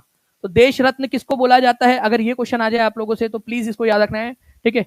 डॉक्टर, ठीक है, राजेंद्र प्रसाद, ठीक है, डॉक्टर राजेंद्र प्रसाद जो है इनको कहा जाता है देश रत्न। देश बंधु किसको कहा जाता है? अगर ये क्वेश्चन आ जाए, देश बंधु, ठीक है, देश बंधु, तो देश बंधु कहा जाता है चित्तरंजन दास को, चित्तरंजन दास, CR दास जी को, ये इंपॉर्टेंट है। और grand old man of India किसको कहा जाता है? ठीक है, दादा भाई नौरोजी को, ठीक है, grand old man of India, ठीक है। तो दादा भाई नौरोजी को grand old man of India के नाम से जानते हैं हम लोग, तो ये भी याद रखिएगा आप लोग, इंपॉर्टेंट एग्जाम के अंदर में पूछ सकते हैं। 2901 लाइक्स हो चुके हैं, 99 लाइक्स दूर है हम लोग 3000 से, ठीक है, और 5000 से हम लोग 1100, ठीक है, 30 लाइक्स दूर है, हम 30 लाइक दूर है हम लोग 5000 के। तो जल्दी जल्दी से, ये एक अच्छा मौका है, हर एक बच्चा जल्दी से शेयर कर देगा, ठीक है। अब देखिए फ्रेंड्स, एक बहुत ही इंटरेस्टिंग सा क्वेश्चन मैं आप लोगों के लिए, ठीक है, एक बड़ा क्वेश्चन लेकर आया हूं। इस क्वेश्चन को हर बच्चा आंसर करेगा। देखिए मैं आपको पूरा रामधारी सिंह दिनकर जी से पूरा परिचित करवा दूंगा। मैं हाल ही के समय में समाचार पत्रों में जो है फ्रेंड्स रामधारी सिंह दिनकर का नाम जो है था, तो हो सकता है इस पर क्वेश्चन पूछ लिया जाए। He has been held as rashtra kavi. इनको राष्ट्र कवि, नेशनल पोएट के नाम से जाना जाता है, क्योंकि उन्होंने बहुत सारी कविताएं लिखी है, ठीक है, राष्ट्र भक्ति की कविताएं लिखी है, इसलिए वजह से इनको राष्ट्र कवि के नाम से जाना जाता है। तो बिल्कुल सही बात है फ्रेंड्स, बिहार से थे रामधारी सिंह दिनकर, इनको राष्ट्र कवि के नाम से जाना जाता है, ठीक है, इंपॉर्टेंट है, सही बात है। ये अपने आप को बैड गांधीयन कहते थे, ठीक है, अपने आप को जो है बैड गांधीयन के नाम से ये जानते थे, ओके। तो ये अपने आप को बैड गांधीयन क्यों कहते थे ये भी बताएंगे आप लोग। क्या ये सही बात है क्या गलत है ये बैड गांधीयन? ठीक है, गांधी जी जो है नॉन वायलेंस की बात करते थे, और इनका मानना था भाई देखो नॉन वायलेंस वही तक सही है जहां तक सहन हो, उसके बाद में जो है वो युवाओं के मन में, ठीक है, रिवोल्यूशनरी इमोशंस आने चाहिए। इसी वजह से ये बैड गांधीयन मानते थे। देखो अपने आप को गांधीवादी मानते थे ये, कि मैं गांधी की विचारधारा का व्यक्ति हूं, लेकिन मैं खराब वाला गांधीवादी हूं, ठीक है, ऐसा उनका मानना था। वो अपने आप को खराब गांधीवादी मानते थे, लेकिन खराब गांधीवादी हूं मैं, ठीक है। तो अपने आप को क्या ये खराब गांधीवादी कहते थे? बिल्कुल, ये अपने आप को खराब गांधीवादी कहते थे कि मैं बुरा गांधीवादी हूँ, गांधी जी से प्रेरित हूँ, गांधी जी की इज्जत करता हूँ, गांधी जी के मार्ग पर चलता हूँ, लेकिन खराब वाला गांधीवादी हूं मैं, ठीक है, ऐसा कहते थे ये। क्या उनको भारत रत्न और पद्म जो है भूषण दोनों से सम्मानित किया गया है? नहीं। देखिए फ्रेंड्स, इनको भारत रत्न से कभी भी सम्मानित नहीं किया गया अब तक, ओके। पद्म भूषण से इनको सम्मानित किया जा चुका है 1959 के अंदर में, पद्म भूषण से, लेकिन भारत रत्न से सम्मानित नहीं हुए हैं, तो ये वाला गलत हो जाएगा, ओके। तो रामधारी सिंह दिनकर जी, ठीक है, ये याद रखना है आप लोगों ने फ्रेंड्स, राष्ट्र कवि के नाम से इनको जाना जाता है। ये अपने आप को बैड गांधीयन, बुरा गांधीवादी कहते थे, गांधी जी के से प्रेरित थे, लेकिन उतना ज्यादा भी नहीं, ओके। उसके बाद में जो है इनको भारत रत्न नहीं दिया गया अब तक, हाँ पद्म भूषण इनको दिया जा चुका है 1959 के अंदर में, तो 1 और 2 यहाँ पर में सही है, ओके। तो इसको याद रखेंगे आप सभी के सभी फ्रेंड्स, इंपॉर्टेंट है। इन्हीं की एक लाइन थी जिसका जयप्रकाश नारायण जी ने बहुत ज्यादा इस्तेमाल किया, आप लोगों को याद हो अगर ये लाइन सुनी हो, सिंहासन खाली करो कि जनता आती है। कितने लोगों ने ये सुना है, सिंहासन खाली करो कि जनता आती है? ये जयप्रकाश नारायण जी ने जो ये इस्तेमाल किया था ये नारा, ठीक है, ये एक्चुअल में रामधारी सिंह दिनकर जी की जो है लाइन सही है। ये भागलपुर यूनिवर्सिटी के जो है फ्रेंड्स वाइस चांसलर रह चुके हैं। तो रामधारी सिंह दिनकर कौन सी यूनिवर्सिटी के थे? भागलपुर यूनिवर्सिटी के वाइस चांसलर, भागलपुर यूनिवर्सिटी के, ठीक है, वाइस चांसलर थे, ठीक है। तो वाइस चांसलर थे भागलपुर यूनिवर्सिटी के, ये याद रखना है आप लोगों ने। ये 3 बार राज्यसभा के सदस्य भी चुने गए, ठीक है, 3 बार राज्यसभा के सदस्य बने थे ये इन्होंने एक बहुत ही प्यारी कविता लिखी है यार, उसका नाम है रश्मि रथी। अगर आप कभी पढ़ोगे ना तो जोश से भर जाते हो, ठीक है। एक उन्होंने लिखा था उर्मिला नाम से, एक उन्होंने नाटक लिखा था उर्मिला, ठीक है, जिसके लिए उनको ज्ञानपीठ पुरस्कार से भी सम्मानित किया गया, और वो पहले व्यक्ति बने थे जिनको ज्ञानपीठ पुरस्कार से सम्मानित किया गया, उर्वशी के लिए, ठीक है। तो उर्वशी के लिए पहले व्यक्ति जिनको ज्ञानपीठ पुरस्कार से सम्मानित किया गया, पहले बिहारी जिनको ज्ञानपीठ पुरस्कार से सम्मानित किया गया था 1972 में, उर्वशी जो उनकी रचना है उसके लिए, ये याद रखना है आप लोगों ने, रामधारी सिंह दिनकर जी को, ठीक है। और कई सारी उनकी कविताएं और भी है, जैसे कि कुरुक्षेत्र है उनकी कविता, एक उनका है। उसके बाद में संस्कृत के 4 अध्याय, कभी अगर आप लोगों ने सुना हो संस्कृत के 4 अध्याय, ये रामधारी सिंह दिनकर जी की रचनाएं हैं, ठीक है। चलिए आगे बढ़ते हैं हम लोग हमारे नेक्स्ट क्वेश्चन की तरफ में। एक क्वेश्चन और आप लोगों का, ठीक है, राष्ट्रीय कवि रामधारी सिंह दिनकर को उनके निम्नलिखित में से किस रचना के लिए ज्ञानपीठ पुरस्कार से सम्मानित किया गया था? मैं आपको बता दूं फ्रेंड्स, ये फर्स्ट बिहारी थे, फर्स्ट बिहारी जिनको ज्ञानपीठ पुरस्कार मिला था, फर्स्ट बिहारी रामधारी सिंह दिनकर जी, ठीक है, पहले बिहारी। 1972 में मिला था, चलो एक और आपको हिंट दे देता हूं, 1972 में मिला था ये, ठीक है। तो बताएंगे आप लोग आंसर क्या होगा इसका। तो कौन सी वाली उनकी इसके लिए था? ये चारों ही उन्हीं की रचनाएं हैं, ठीक है। तो उर्वशी जो थी उसके लिए उनको मिला था, ठीक है, उर्वशी के लिए, ये याद रखना है आप लोगों ने, इंपॉर्टेंट पॉइंट है, एग्जाम के अंदर में पूछ सकते हैं। क्या बात है, बहुत बढ़िया आप लोगों ने फ्रेंड्स 3200 के करीब यहाँ पर में सेशन में लाइक कर दिए हैं, 4000 के करीब बच्चे जुड़ चुके हैं। जल्दी जल्दी से एक साथ दबा के शेयर मार देंगे आप लोग, बहुत पास हम लोग पहुंच चुके हैं, ठीक है। तो उर्वशी के लिए इनको मिला था, ये याद रखना है आप लोगों ने फ्रेंड्स। फर्स्ट बिहारी जिनको ज्ञानपीठ मिला, बहुत ही इंपॉर्टेंट पॉइंट है, कब मिला था? 1972 के अंदर में मिला था, ठीक है, इंपॉर्टेंट पॉइंट याद रखना है। रश्मि रथी भी इन्हीं की है, संस्कृत के 4 अध्याय रामधारी सिंह दिनकर जी की ही है, कुरुक्षेत्र भी उन्हीं की है, और रश्मि रथी भी इन्हीं की है, ठीक है, ये याद रखना है आप लोगों ने। नाउ अब देखिए ये क्वेश्चन आप लोगों ने कर दिया है, ठीक है, पूरा आप लोगों को दे भी दूंगा मैं यहाँ पर। मैं देखिए ज्ञानपीठ पुरस्कार से सम्मानित होने वाले ये पहले बिहारी थे, 1972 में उर्वशी के लिए मिला था ना। अब देखिए ज्ञानपीठ पुरस्कार प्राप्त करने वाले बिहार के पहले व्यक्ति कौन थे? अब ये क्वेश्चन आप लोग देखिए, एग्जाम का क्वेश्चन आप लोगों का, मैं चाहूंगा बिना पोल के इसका आंसर दिया जाए, बिना पोल के इसका आंसर आप लोग जो है कमेंट के अंदर में करेंगे। कितने बच्चे कर पाते हैं बिना पोल के? और अपने आप को समझाइए आप लोग, ज्ञानपीठ पुरस्कार कौन से साल मिला था पहले बिहारी को? 1972 में, ठीक है। कौन सी रचना के लिए मिला था ये भी आप बताएंगे। बिहार के पहले व्यक्ति कौन थे ज्ञानपीठ पुरस्कार से सम्मानित होने वाले? तो रामधारी सिंह दिनकर जी, ठीक है, राष्ट्रकवि रामधारी सिंह दिनकर जी, आंसर हो जाएगा आपका ऑप्शन नंबर बी, ठीक है। और कौन सी वाली उसके लिए मिला था, कौन सी रचना के लिए मिला था? उर्वशी के लिए, ठीक है, उर्वशी, ओके, ये याद रखना आप लोगों ने फ्रेंड्स, उर्वशी के लिए मिला था। इंपॉर्टेंट पॉइंट एग्जाम के अंदर में आपसे पूछ सकते हैं, कमेंट के अंदर में आंसर करेंगे। जो बच्चा अपने आप को जो है इंप्रूव करता रहेगा, कंटिन्यूअसली अपने आप को आगे बढ़ाता रहेगा, वो बच्चा आगे बढ़ेगा, ये चीज याद रखिएगा आप लोग, ठीक है। चलिए बहुत बढ़िया, केवल 900 हम लोग बच्चे दूर है 5000 के टारगेट से। एक बार सभी बच्चे दबा के शेयर मार देंगे ताकि हम लोग हमारे जो टारगेट है उसकी तरफ में जल्दी से आगे बढ़ सके। चलिए नेक्स्ट क्वेश्चन जो है फ्रेंड्स, संस्कृत के 4 अध्याय ये पुस्तक किसने लिखी है? अब ये डायरेक्ट क्वेश्चन आ सकता है, संस्कृत के 4 अध्याय, ठीक है, ये जो व्यक्ति है इनको राष्ट्र कवि की उपाधि दी गई है। मैं आपको बताना चाहूंगा फ्रेंड्स, इन्होंने भारतीय राष्ट्रीय आंदोलन के समय में राष्ट्रभक्ति से ओतप्रोत जो गीत लिखे, जो कविताएं लिखी, जिसके वजह से युवाओं के मन में राष्ट्र के प्रति एक सद्भाव जागा, उन्होंने आजादी के मूवमेंट के अंदर में पार्टिसिपेट किया, तो उनका एक बहुत बड़ा योगदान है, ठीक है, इन्हीं व्यक्ति का। इनको, ये बिहार के पहले व्यक्ति थे जिनको ज्ञानपीठ पुरस्कार से सम्मानित किया गया है। अब देखिए, आपको सारी चीजें याद करा दी, क्या एक तरीका हम लोगों ने देखा है कि रिवीजन करते करते करते आपको याद करवा दे, ठीक है। तो रामधारी सिंह दिनकर जी, ठीक है, संस्कृत के 4 अध्याय, अब आपको याद हो जाएगा हमेशा हमेशा के लिए। नेक्स्ट क्वेश्चन की तरफ में हम लोग आगे बढ़ते हैं फ्रेंड्स। आप लोगों के मैं आपको बता दूं कि रामधारी सिंह दिनकर जी को साहित्य अकादमी पुरस्कार मिल चुका है 1959 के अंदर में। इनको पद्म भूषण से सम्मानित किया गया था 1959 में, और ज्ञानपीठ अवार्ड इनको मिला था 1972 में। अगर आपको उनकी इंपॉर्टेंट रचनाएं चाहिए तो ये भी आप लोगों को मिल जाएगा आपके जो टीचिंग परीक्षा के ऐप के ऊपर में। जितने भी बच्चे हैं जो पेड क्लास में जुड़ चुके हैं उनको पता है कि सारी पीडीएफ आपको मिल जाती है टीचिंग परीक्षा के एप्लीकेशन पे। जो बच्चे अब तक नहीं जुड़े हैं, मैं आप लोगों से चाहूंगा कि आप लोग जल्दी से टीचिंग परीक्षा का नीचे में जो नंबर चल रहा है उस पर कॉल या व्हाट्सएप करके पेड क्लास में जुड़ सकते हैं, ताकि आप लोग और आगे बढ़ सके, ठीक है। चलिए, तो रश्मि रथी, उर्वशी, इसके लिए उनको ज्ञानपीठ पुरस्कार भी मिला था। रेणुका, संस्कृत के 4 अध्याय, परशुराम की प्रतीक्षा, ठीक है, और कुरुक्षेत्र, ये इनकी कुछ इंपॉर्टेंट रचनाएं हैं, ठीक है ना। अब देखिए फ्रेंड्स, त्रिपुरी सेशन, बड़ा ही जो है इंटरेस्टिंग सा सेशन, त्रिपुरी सेशन। आपको बता दूं 1939 के अंदर में त्रिपुरी सेशन हुआ था, जिसमें सुभाष चंद्र बोस जो है वो री इलेक्ट हुए थे। पहले 1938 में सुभाष चंद्र बोस चुनाव जीतते हैं, ठीक है, हरिपुरा सेशन में, हरिपुरा में अध्यक्ष बनते हैं, इंडियन नेशनल कांग्रेस के अध्यक्ष, ठीक है। इसके अंदर में ही उन्होंने जो है नेशनल प्लानिंग कमेटी बनाई थी, जवाहरलाल नेहरू को उन्होंने जिम्मेदारी दी थी उसकी अध्यक्षता करने की, सुभाष चंद्र बोस जी ने। 1939 में त्रिपुरी सेशन जब हुआ जबलपुर के पास मध्य प्रदेश में, तो वहां पर में फिर से सुभाष चंद्र बोस जीत गए, लेकिन उन्होंने इस्तीफा दे दिया। क्यों इस्तीफा दिया? क्या उनकी तबीयत खराब थी? ब्रिटिशर्स ने हस्तक्षेप किया कि नहीं भाई तुम छोड़ो, तुमको नहीं बनना है? महात्मा गांधी उनसे नाराज थे, महात्मा गांधी के विरोध की वजह से? एक भी नहीं है, एक से अधिक। क्या कारण था? ठीक है, तो गांधी जी का विरोध था। गांधी जी चाहते थे पत्ताभी सीतारमैया को अध्यक्ष बनाना। गांधी जी चाहते थे कि पत्ताभी सीतारमैया अध्यक्ष बने, और इवन इसमें इस वाले सेशन में तो गांधी जी गए भी नहीं थे।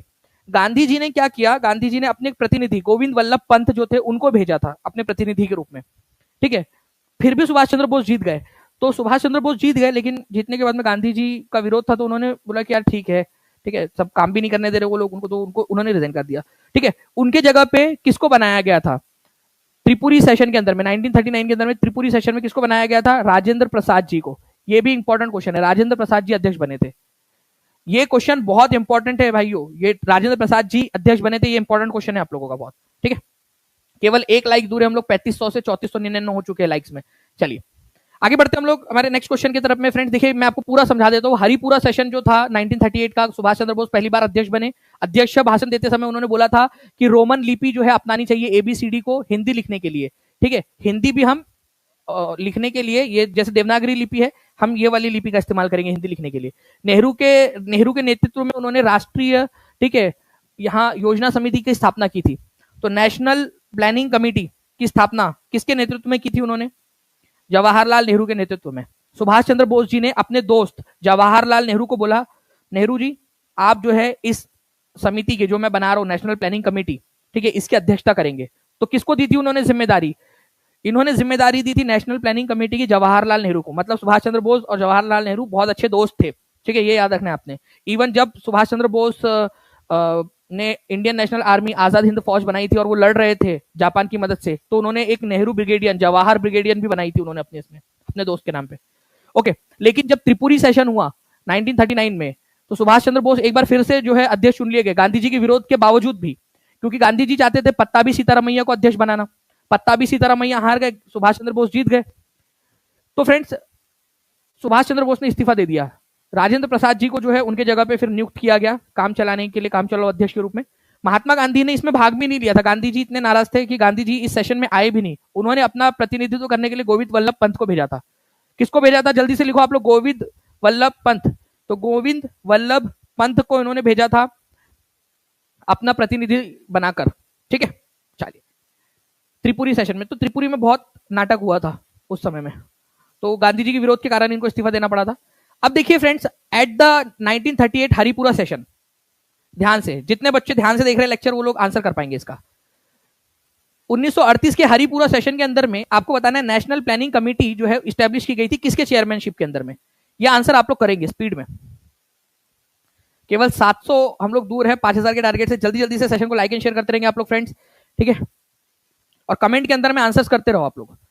तो देखो हरिपुरा सेशन जो है, इसका जो आंसर है आप लोगों का क्या हो जाएगा, नेशनल प्लानिंग कमेटी किसके नेतृत्व में स्टैब्लिश की गई थी, तो ये स्टैब्लिश की गई थी जवाहरलाल नेहरू के अध्यक्षता में, ठीक है। हरिपुरा सेशन के अध्यक्ष थे सुभाष चंद्र बोस, लेकिन किसकी अध्यक्षता में इसको स्थापित किया गया था, अगर ये क्वेश्चन आ जाए आप लोगों से तो ये याद रखना है फ्रेंड्स आप लोगों का होगा, जो है जवाहरलाल नेहरू को अध्यक्षता दी गई थी इसकी, ठीक है। चलिए अब एक क्वेश्चन है, इसका आंसर आप लोग सभी लोग कमेंट के अंदर में करेंगे एकदम स्पीड में, ओके। बताइए, इसको पढ़िए जल्दी से, बताइए इसका आंसर क्या होगा।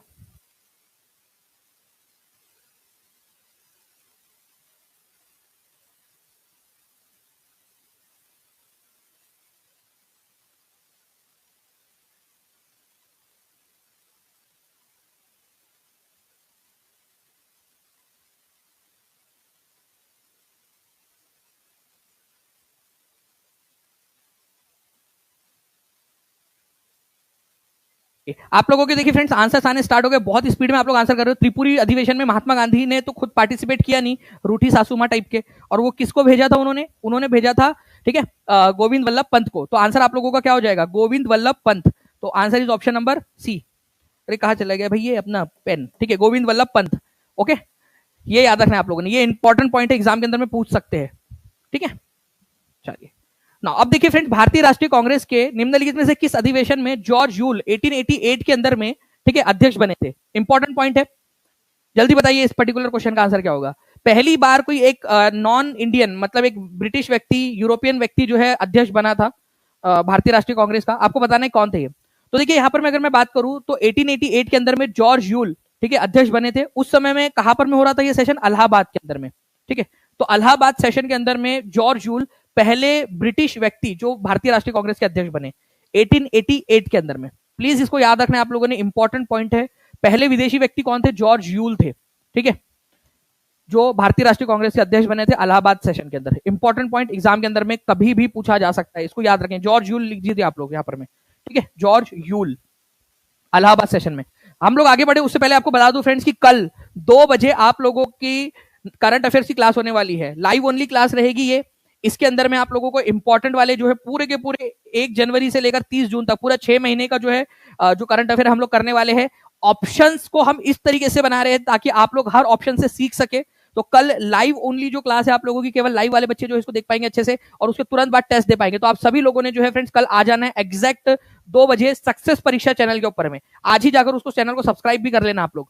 नाउ नेक्स्ट जो क्वेश्चन है आपका, बिहार का गांधी के रूप में किसे जाना जाता है ये बताएंगे आप लोग। बिहार का गांधी किसको जानते हैं आप, बिहार का गांधी, कमेंट करिए जल्दी जल्दी से। बिहार के गांधी के रूप में किसको जाना जाता है, 5 लाख दूर है 3800 से। तो बिहार का गांधी के रूप में जाना जाता है फ्रेंड्स राजेंद्र प्रसाद जी को, ठीक है, ये याद रखना है। खान अब्दुल गफ्फार खान को सीमांत गांधी कहते हैं हम, ठीक है, सीमांत, ठीक है, सीमांत गांधी, सीमांत गांधी।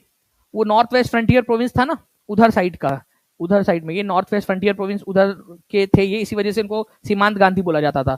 सीमांत प्रदेश जो है, उत्तर पश्चिमी सीमांत प्रदेश, फ्रंटियर गांधी।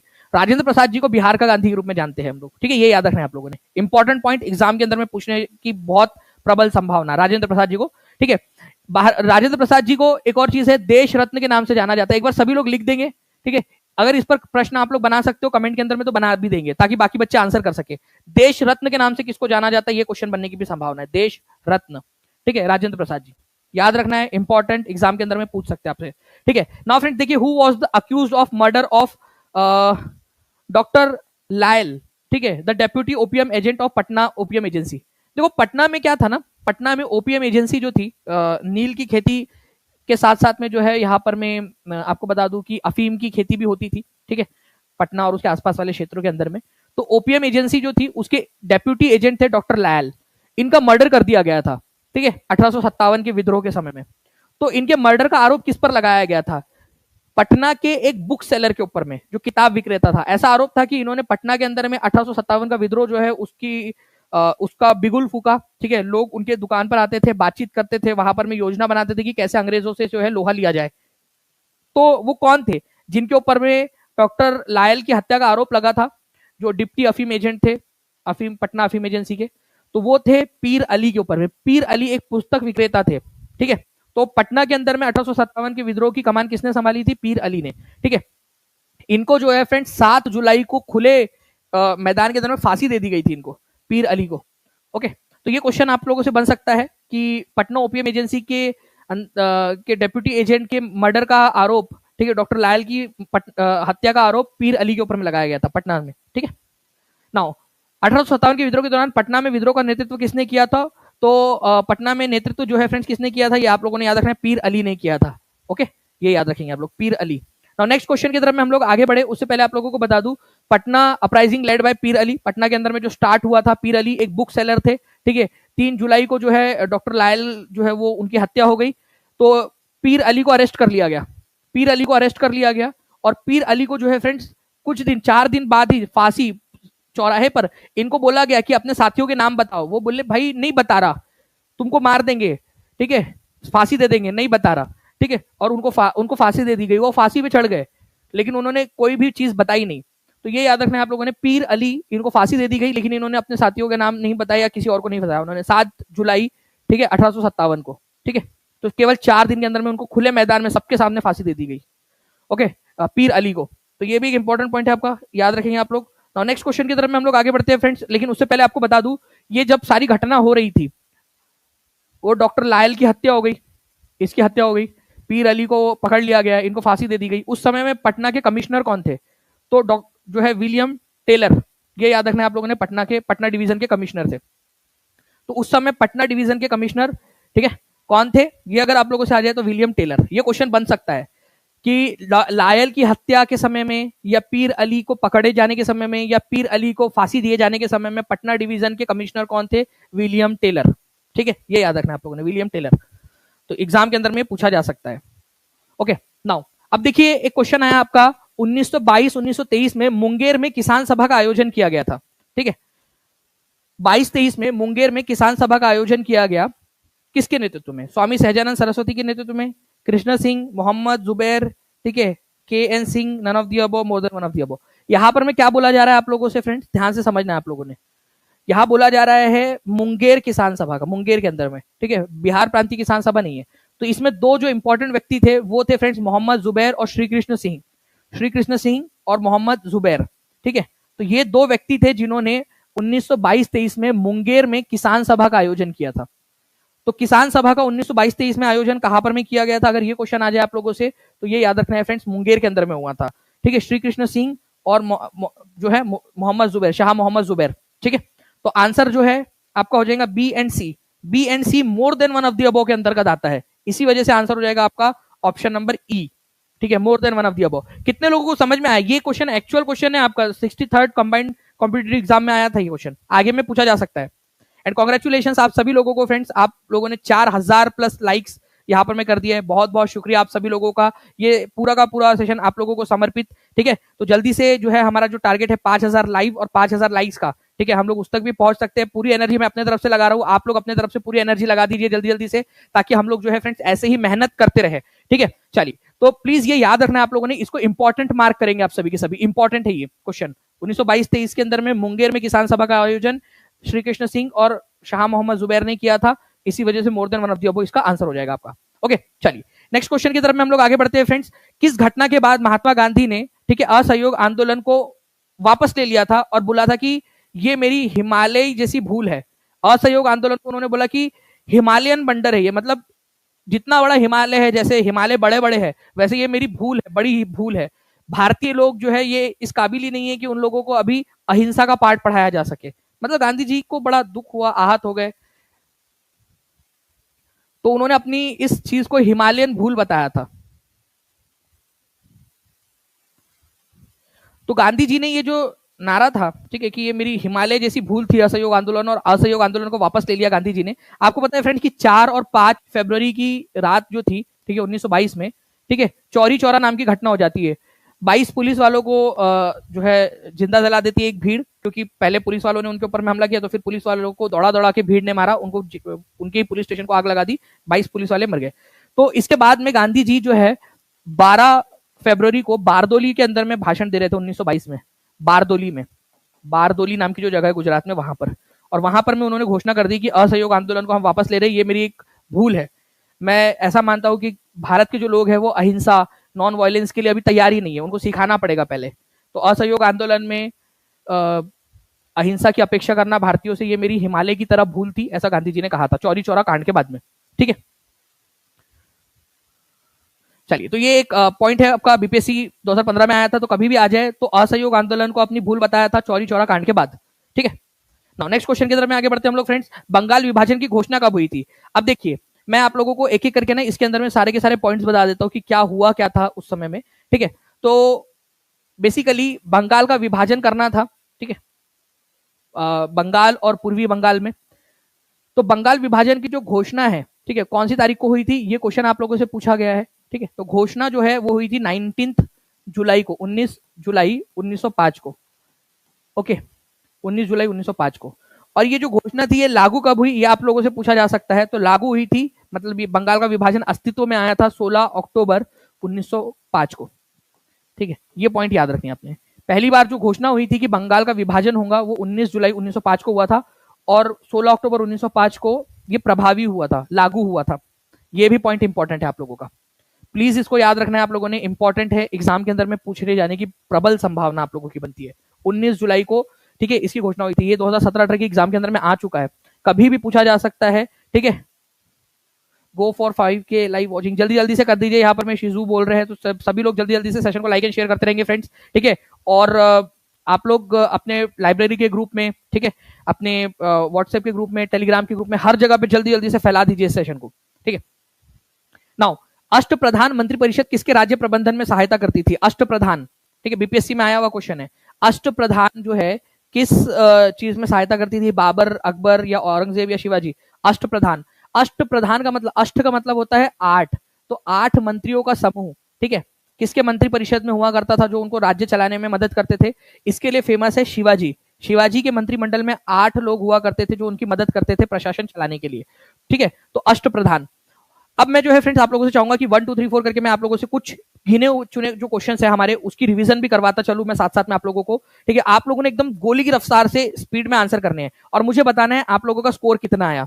ठीक है, तैयार है आप सभी के सभी? हाथ ऊपर करके बता दीजिए। और मैं आपको बता दूं कि कल जो है हमारा करंट अफेयर का सेशन है, कल कोई भी मिस नहीं करेगा। अलार्म लगा के रख लीजिए कल 2 बजे का आप लोग, और इस सेशन को जाकर लाइक करके नोटिफाई मी का बटन दबा देना, वहां पर में जाकर लिख भी देना आप लोग साइड में कि जी सर बिल्कुल आ जाएंगे, और जहां भी शेयर कर सकते हो पहले से शेयर करके रख देंगे आप लोग। ओके, चलिए ना फ्रेंड्स, कुछ रिवीजन कर लेते हैं हम लोग एकदम स्पीड में, और आप लोग हर कोई बच्चा आंसर करेगा। ठीक है, चाहे रिवीजन बाद में भी देख रहे होंगे ये सेशन को, तो कमेंट में लिखते जाने का एक एक आंसर। ठीक है, चलिए पहला क्वेश्चन R1, मंगल पांडे को जो है बैरकपुर के अंदर में फांसी कौन से तारीख को दी गई थी अपने अधिकारियों के ऊपर में गोली चलाने के आरोप में? तो फांसी कब दी गई थी? R1, पहले नंबर का क्वेश्चन। ठीक है, आंसर हो जाएगा 8 अप्रैल 1857 को। स्पीड में बिना जो है पोल के आप लोगों ने आंसर लगाना है।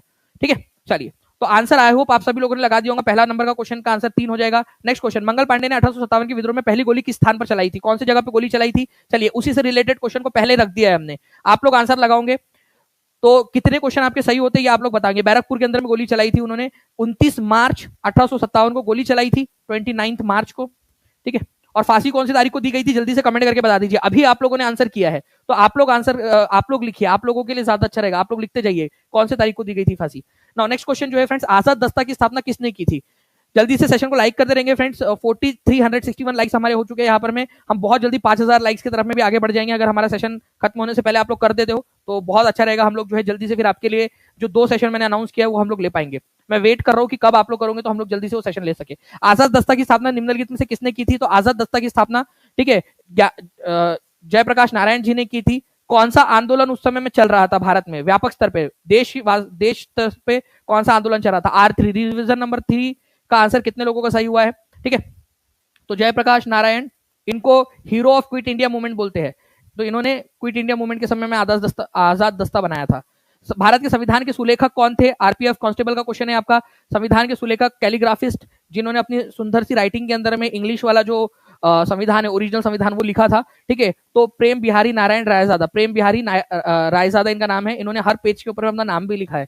ठीक है, तो ये भी याद रख सकते हो आप लोग। तो प्रेम बिहारी नारायण रायजादा इनका नाम है, जिन्होंने भारत के इंग्लिश वाला जो वर्जन है उसको, जो ओरिजिनल जिसको लागू किया गया था, उसको सुलेखन किया है। ठीक है, तो 4 इज द करेक्ट आंसर। 5वें नंबर का क्वेश्चन जल्दी बताएंगे कि कम्युनल अवार्ड और पूना पैक्ट, उनमें सीटों का जो बंटवारा था डिप्रेस क्लास दलित वर्ग के लिए, वो कैसा था? तो पहले आया कम्युनल अवार्ड। ठीक है, 1932 में रैमसे मैकडोनल्ड ने इसकी घोषणा की। ठीक है, तो उसमें कितनी सीट दी गई थी दलितों को? फिर गांधी जी भूख हड़ताल पे बैठ गए, फिर डॉक्टर भीमराव अंबेडकर और गांधी जी के बीच में कुछ चर्चा हुई गांधी जी की भूख हड़ताल को खत्म करवाने के लिए। गांधी जी ने पेशकश की कि इतनी सीट दे देंगे, इसके बदले में आप हिंदुओं के अंदर, हिंदुओं के साथ में ही रहो, अलग मत करो। तो पहले जो है 71 सीट्स दी गई थी, इसके बदले में हिंदुओं के साथ में रहकर ही चुनाव लड़ेंगे दलित, उनको रिजर्वेशन दिया जाएगा 147 सीट्स के ऊपर में। ठीक है, तो 71 सीट कम्युनल अवार्ड में दी गई थी। ठीक है, अलग से अगर दलित वर्ग हिंदुओं से अलग हो जाता तो, लेकिन हिंदुओं के साथ में रहने के लिए गांधी जी भूख हड़ताल पे बैठ गए थे, तो हिंदुओं को एक साथ रखने के लिए गांधी जी ने फिर 147 सीट्स की पेशकश की। ठीक है, ये याद रखना है आपने। नाउ नेक्स्ट क्वेश्चन की तरफ में आगे बढ़ते हैं हम लोग। 5 में से 5 कितने लोगों के सही हुए ये बता देंगे मुझे? 5 में से 5, 5 में से 4, 5 में से 3, कितना आया है आपका स्कोर? ये बताएंगे आप लोग, 5 में से कितना स्कोर आप लोगों का आया है। ठीक है, नाउ 1922-1923 में मुंगेर में किसान सभा का आयोजन किसने किया था? तो किसान सभा का आयोजन, ठीक है, 1922-23 के अंदर में, ठीक है, शाह मोहम्मद जुबैर और श्री कृष्ण सिंह के द्वारा कहां किया गया था? ये क्वेश्चन अगर आ जाए तो आपका आंसर क्या होगा? चलो, मैंने आपको आंसर बता दिया, B and C is the correct answer, more than one of the होगा इसमें। लेकिन ये कहां पर में इन्होंने आयोजन किया था, ये ऐसा भी क्वेश्चन बन सकता है। ठीक है, तो चलिए इसका भी आंसर कर देंगे। रिवीजन भी आप लोगों को साथ साथ में करवा रहा हूं ताकि आप लोगों के आपको याद होता रहे। देखिए, कांग्रेस ने 1937 के चुनाव में भाग लेकर कितने प्रांतों में पूर्ण बहुमत प्राप्त किया था? देखो, एक है उनका पूर्ण बहुमत, कितने कौन कौन से राज्यों में प्राप्त किया था, और कहां पर में जो है गठबंधन की सरकार बनाई थी, गठबंधन की सरकार जो है उन्होंने बनाई थी, बंधन। ठीक है, तो गठबंधन की सरकार कहां पर में बनाई थी? पूर्ण बहुमत जो है फ्रेंड्स 5 राज्यों के अंदर में मिला था, और 3 राज्यों के अंदर में जो है गठबंधन की सरकार बनाई थी, तो टोटल 8 हो जाता है। ओके, तो 5 राज्य ऐसे थे जहां पर में पूर्ण जो है बहुमत से उनको सरकार बनाने का मौका मिला था। वो 5 राज्य कौन कौन से, वो आप लोग लिख भी सकते हो फ्रेंड्स एकदम स्पीड में। ठीक है, अगर आप चाहो तो मैं लिख भी देता हूं आप लोगों को, तब तक इसका आंसर करेंगे आप लोग। R8 का रिवीजन नंबर 8 का, तो पूर्ण बहुमत जो मिला था 5 राज्य थे, वो थे मद्रास था एक, ठीक है, उसके बाद में एक था सेंट्रल प्रोविंस, एक था यूपी, ठीक है, बिहार, ठीक है, एंड उड़ीसा। ठीक है, तो ये 5 राज्य ऐसे थे जहां पर में पूरी तरह से, ठीक है, इनको बहुमत मिला था। ठीक है, तो ये जो सरकार बनाई थी कांग्रेस ने, कितने समय तक चलाई, कब उन्होंने इस्तीफा दे दिया था? 28 महीने बाद इस्तीफा दे दिया था, ये भी याद रखना है आपने, 28 महीने के बाद में। ओके, भारतीय स्वतंत्रता के समय ब्रिटेन के प्रधानमंत्री कौन थे, ये बता दीजिए जल्दी से आप लोग। केवल 10 लाइक्स दूर है हम लोग 4500 लाइक्स से, तो जल्दी से सेशन को लाइक कर देंगे, और जहां भी शेयर कर सकते हो शेयर जरूर करते रहना है फ्रेंड्स। तो ब्रिटेन के प्रधानमंत्री कौन थे भारतीय स्वतंत्रता के समय? भारतीय स्वतंत्रता के समय में ब्रिटेन के प्रधानमंत्री थे, ठीक है, क्लीमेंट एटली। भारत के बिस्मार्क के रूप में किसको जाना जाता है? स्पीड में कमेंट में आंसर करेंगे आप लोग, भारत के बिस्मार्क के रूप में किसको जाना जाता है? Bismarck of India. 2 लाइक्स दूर है अब हम लोग केवल 4500 से, फास्ट। तो बताइए यहां पर में देखिए, भारत के Bismarck, Bismarck of India, Bismarck जो है फ्रेंड जर्मनी के थे, उन्होंने जर्मनी को एकीकृत किया था। वैसे ही भारत को एकीकृत करने का श्रेय सरदार वल्लभ भाई पटेल को जाता है। सरदार वल्लभ भाई पटेल का जन्मदिन कौन से तारीख को आता है? उनको किस नाम से जाना जाता है? उनके जन्मदिन को किस नाम से मनाया जाता है? ये भी आप लोग कमेंट करके मेरे को बताएंगे स्पीड में। ठीक है, किस नाम से उनके जन्मदिन को मनाया जाता है? नाउ नेक्स्ट क्वेश्चन जो है, 10 में से 10 कितने लोगों के सही हुए? जल्दी से बताएंगे आप लोग मुझे, 10 में से 10 कितने लोगों के सही हुए? गिने हुए जो है हम लोग क्वेश्चन को ले रहे हैं। संस्कृत के 4 अध्याय नामक पुस्तक किसने लिखी है? फास्ट। ठीक है, मैं आप लोगों को हिंट दे दूं फ्रेंड्स, इनको राष्ट्र कवि के नाम से भी जाना जाता है। इनको 1972 में ज्ञानपीठ पुरस्कार से भी सम्मानित किया जा चुका है। उर्वशी जो उनकी रचना है उसके लिए, ठीक है, उसमें उन्होंने रश्मि रथी, कुरुक्षेत्र, इस तरीके की रचनाओं की भी रचना की है। तो संस्कृत के 4 अध्याय, रामधारी सिंह दिनकर जी, राष्ट्रकवि रामधारी सिंह दिनकर जी, कौन सी बिहार के कौन सी यूनिवर्सिटी के वाइस चांसलर थे ये? चलो एक बार जल्दी से बताइए आप लोग, रामधारी सिंह दिनकर जी कौन सी यूनिवर्सिटी के वाइस चांसलर थे? देखते कितने लोग आंसर कर पाते हैं। जिसने पूरा सेशन देखा है वो आंसर कर पाएगा। प्लीज रिवाइज जरूर करते रहिए आप लोग सेशन को। ओके, नाउ आंसर आगे बढ़ते हैं हम लोग। 12वें नंबर का क्वेश्चन, भारतीय राष्ट्रीय कांग्रेस के निम्नलिखित में से किस अधिवेशन में जॉर्ज यूल ने अध्यक्षता की थी? पहली बार जो है फ्रेंड्स एक विदेशी व्यक्ति, ठीक है, ब्रिटिश व्यक्ति ने जो है 1888 के अंदर में, ये 4थे नंबर का सेशन था इंडियन नेशनल कांग्रेस का, जिसके अंदर में अध्यक्षता की थी जॉर्ज यूल ने, और वो सेशन हो रहा था इलाहाबाद में। इंपॉर्टेंट क्वेश्चन है ये वाला आपका, ठीक है, याद रखना है आप लोगों ने। तो जॉर्ज यूल पहले विदेशी व्यक्ति जिन्होंने भारतीय राष्ट्रीय कांग्रेस की अध्यक्षता की इलाहाबाद में 1888 के अंदर, ठीक है। 12वें नंबर का क्वेश्चन। 13वें नंबर का क्वेश्चन जो है, बंगाल विभाजन की घोषणा कौन सी तारीख को हुई थी? घोषणा कौन सी तारीख को हुई थी ये बताना है आप लोगों ने स्पीड में। 3350 से ज्यादा का आप लोगों का चैट रेट चल रहा है फ्रेंड्स, बहुत बढ़िया। और 4600 लाइक से हम लोग केवल 3 लाइक्स दूर है, तो सेशन को लाइक एंड शेयर जरूर करते रहेंगे आप सभी के सभी, ठीक है। बंगाल के विभाजन की घोषणा जो है वो हुई थी 19 जुलाई 1905 को। लागू कब हुआ था बंगाल का विभाजन? आप लोग जल्दी से मेरे को कमेंट करके बताएंगे। इसी में कहीं तो भी दिया भी है वो लागू कब हुआ था, बंगाल का विभाजन प्रभावी कब हुआ था, कौन से तारीख को प्रभावी हुआ था, ये भी बता देंगे आप लोग, ठीक है। तो R13 नंबर का क्वेश्चन हम लोगों ने किया। R14 नंबर का 14वें नंबर का क्वेश्चन, 1857 के विद्रोह के दौरान पटना का नेतृत्व किसने किया था? पटना के अंदर में सबसे पहले जो है उन्होंने ही बिगुल फूका था, और वो एक बुक सेलर थे, उन्हीं के दुकान के ऊपर में आकर जो है वो योजनाएं बनती थी कि किस तरीके से अंग्रेजों के खिलाफ लोहा लिया जा सकता है, ओके। और उनको फांसी दे दी गई थी डॉक्टर लायल जो है उनकी हत्या के आरोप में। तो 1857 के विद्रोह के दौरान पटना में विद्रोह का नेतृत्व किसने किया था? पीर अली खान ने किया था, ये याद रखना। इनको फांसी दे दी गई थी 7 जुलाई 1857 को। नाउ नेक्स्ट क्वेश्चन, ज्ञानपीठ पुरस्कार प्राप्त करने वाले बिहार के पहले व्यक्ति कौन थे? R15 15वें नंबर का रिवीजन क्वेश्चन आपका, जल्दी बताएंगे आप लोग। ज्ञानपीठ पुरस्कार प्राप्त करने वाले बिहार के पहले व्यक्ति कौन थे? तो ज्ञानपीठ पुरस्कार प्राप्त करने वाले बिहार के पहले व्यक्ति, ठीक है, रामधारी सिंह दिनकर। कौन सी रचना के लिए उनको मिला था ये ज्ञानपीठ पुरस्कार? कौन सी रचना थी उनकी, जल्दी से बताएंगे आप सभी। रचना कौन सी थी और ईयर कौन सा था? तो ईयर था फ्रेंड्स 1972 का, बिहार से पहला कोई व्यक्ति जिसको मिला हो, ठीक है। और रचना थी उर्वशी, ठीक है, इसके लिए मिला था इनको, रामधारी सिंह दिनकर जी को ज्ञानपीठ सम्मान। नाउ नेक्स्ट क्वेश्चन की तरफ में हम लोग आगे बढ़ते हैं। आप लोग बहुत बढ़िया तरीके से आगे कर रहे हो फ्रेंड्स, ठीक है। मैं आप लोगों को बता दूं, मैथ्स एंड साइंस की कल जो है केवीएस, जितने भी बच्चे, आप लोगों के लिए बहुत अच्छी अपॉर्चुनिटी है, टीचिंग परीक्षा आप सभी लोगों के लिए फ्रेंड्स। केवीएस का जो कोर्स है बहुत ही जो है एक जो है वाजिब दाम के अंदर में लिख रहा है, जिसके अंदर में हम लोग आपको टॉपर्स बनाने के लिए प्रयास कर रहे हैं। हम लोग देख रहे हैं कि जितने ज्यादा जो स्टूडेंट्स है, जो बच्चे हैं, जो हमारे बच्चे हैं, जो लोग ऑलरेडी ले चुके हैं या पढ़ना चाहते हैं टीचिंग परीक्षा से, उनको कैसे हम लोग आगे बढ़ा सकते हैं। तो टीचिंग परीक्षा के ऊपर में केवीएस का पूरा कोर्स अवेलेबल है आपका, पीआरटी का, चाहे आपका 6 to 8 हो, सारे के सारे कोर्सेज। तो आप नीचे में जो नंबर चल रहा है उस पर कॉल या व्हाट्सएप करके जानकारी ले सकते हो। साथ ही साथ आपको बता दूं फ्रेंड्स कि संडे के दिन 10 बजे, सुबह 10 बजे, ठीक है, पीआरटी स्पेशल मैराथन आपकी होने वाली है केवीएस की, जिसमें मैथ्स एंड साइंस आपको कराएंगे, ठीक है। तो आप सभी के सभी लोग जो है कल 10 बजे टीचिंग परीक्षा के यूट्यूब चैनल पर आ जाएंगे, और आप लोगों को करंट अफेयर की जो क्लास है कल वो 2 बजे होंगी सक्सेस परीक्षा चैनल पर। तो सक्सेस परीक्षा चैनल को सभी के सभी बच्चे सब्सक्राइब जरूर कर लेंगे। 4700 बच्चों ने लाइक कर दिया है सेशन के बीच में ही, ठीक है, तो ये बहुत अच्छी बात है, बहुत बहुत शुक्रिया आप सभी लोगों का। R16 जो है हम लोग ये कर लेते हैं फ्रेंड, नॉन कॉपरेशन मूवमेंट को हिमालयन भूल, 15 में से कितने क्वेश्चन सही हुए हैं ये बता देंगे। 15 में से 15 कितने लोगों का आया है, हाथ ऊपर करके बता देंगे और लिख के भी बता देंगे। बताइए, हिमालय जैसी भूल किसने बताई थी? हिमालयन भूल किसने कहा था? ठीक है, असहयोग आंदोलन को गांधी जी ने कहा था। कौन सी घटना के बाद में? चौरी चौरा घटना के बाद में, ठीक है। चौरी चौरा घटना 4 और 5 फरवरी की रात में हुई थी, ये याद रखना है आप लोगों ने फ्रेंड्स। चौरी चौरा नाम की जो जगह है वो आपको यूपी में मिलेंगी, यूपी के गोरखपुर में, ये भी याद रख लीजिए, गोरखपुर, यूपी गोरखपुर के अंदर में चौरी चौरा नाम की जगह। तो ये भी एक इंपॉर्टेंट पॉइंट आप लोगों का बनता है। नेक्स्ट क्वेश्चन की तरफ में आगे बढ़ते हैं। आपको बताना है कि भारत में कौन से प्रांत में कांग्रेस की मिनिस्ट्री नहीं बनी थी? R17 revision number 17। कितने लोगों को ये रिवीजन पसंद आ रही है, हाथ ऊपर करके बता भी देंगे मुझे। तो बताइए जल्दी से कि कौन सी वाली कौन से राज्य में मिनिस्ट्री नहीं बना पाए थे, ठीक है, या सरकार नहीं बनाई थी कांग्रेस ने? बंगाल में, पंजाब में, और एक राज्य और है, चलिए एक और राज्य है वो भी बताएंगे आप लोग मुझे। एक और राज्य है, देखते कितने लोग आंसर कर पाते हैं कमेंट के अंदर में। जिसने पूरा लेक्चर अच्छे से देखा है वो तो बहुत आराम से इसका आंसर कर देगा, ठीक है। तो मैं आपको बता दूं फ्रेंड्स कि बंगाल, पंजाब और एक और है सिंध, ठीक है। तो सिंध के अंदर में भी सरकार नहीं बना पाए थे। तो 3 राज्य थे जहां पर में सरकार नहीं बना पाए थे, बाकी के 8 राज्यों के अंदर में कांग्रेस की मिनिस्ट्री ने सरकार बना ली थी, 28 महीने तक चलाए थे। नाउ 18वें नंबर का क्वेश्चन, राष्ट्रीय कवि रामधारी सिंह दिनकर को उनके निम्नलिखित में से किस रचना के लिए ज्ञानपीठ पुरस्कार मिला था? जल्दी से ईयर मेरे को फिर से एक बार बता दो। Revision is the key to success, जितना ज्यादा रिवीजन करोगे उतना ज्यादा याद रहेगा आप लोगों को, ठीक है। बताइए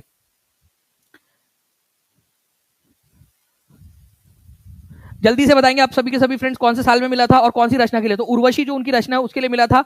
बिहार के पहले व्यक्ति जिनको ज्ञानपीठ पुरस्कार से सम्मानित किया गया। भारत के राष्ट्रीय आंदोलन के अंदर इनका बहुत बड़ा योगदान है। भारत के राष्ट्रीय आंदोलन में युवाओं को प्रेरित करने में इनकी रचनाओं ने बहुत बड़ा काम किया था।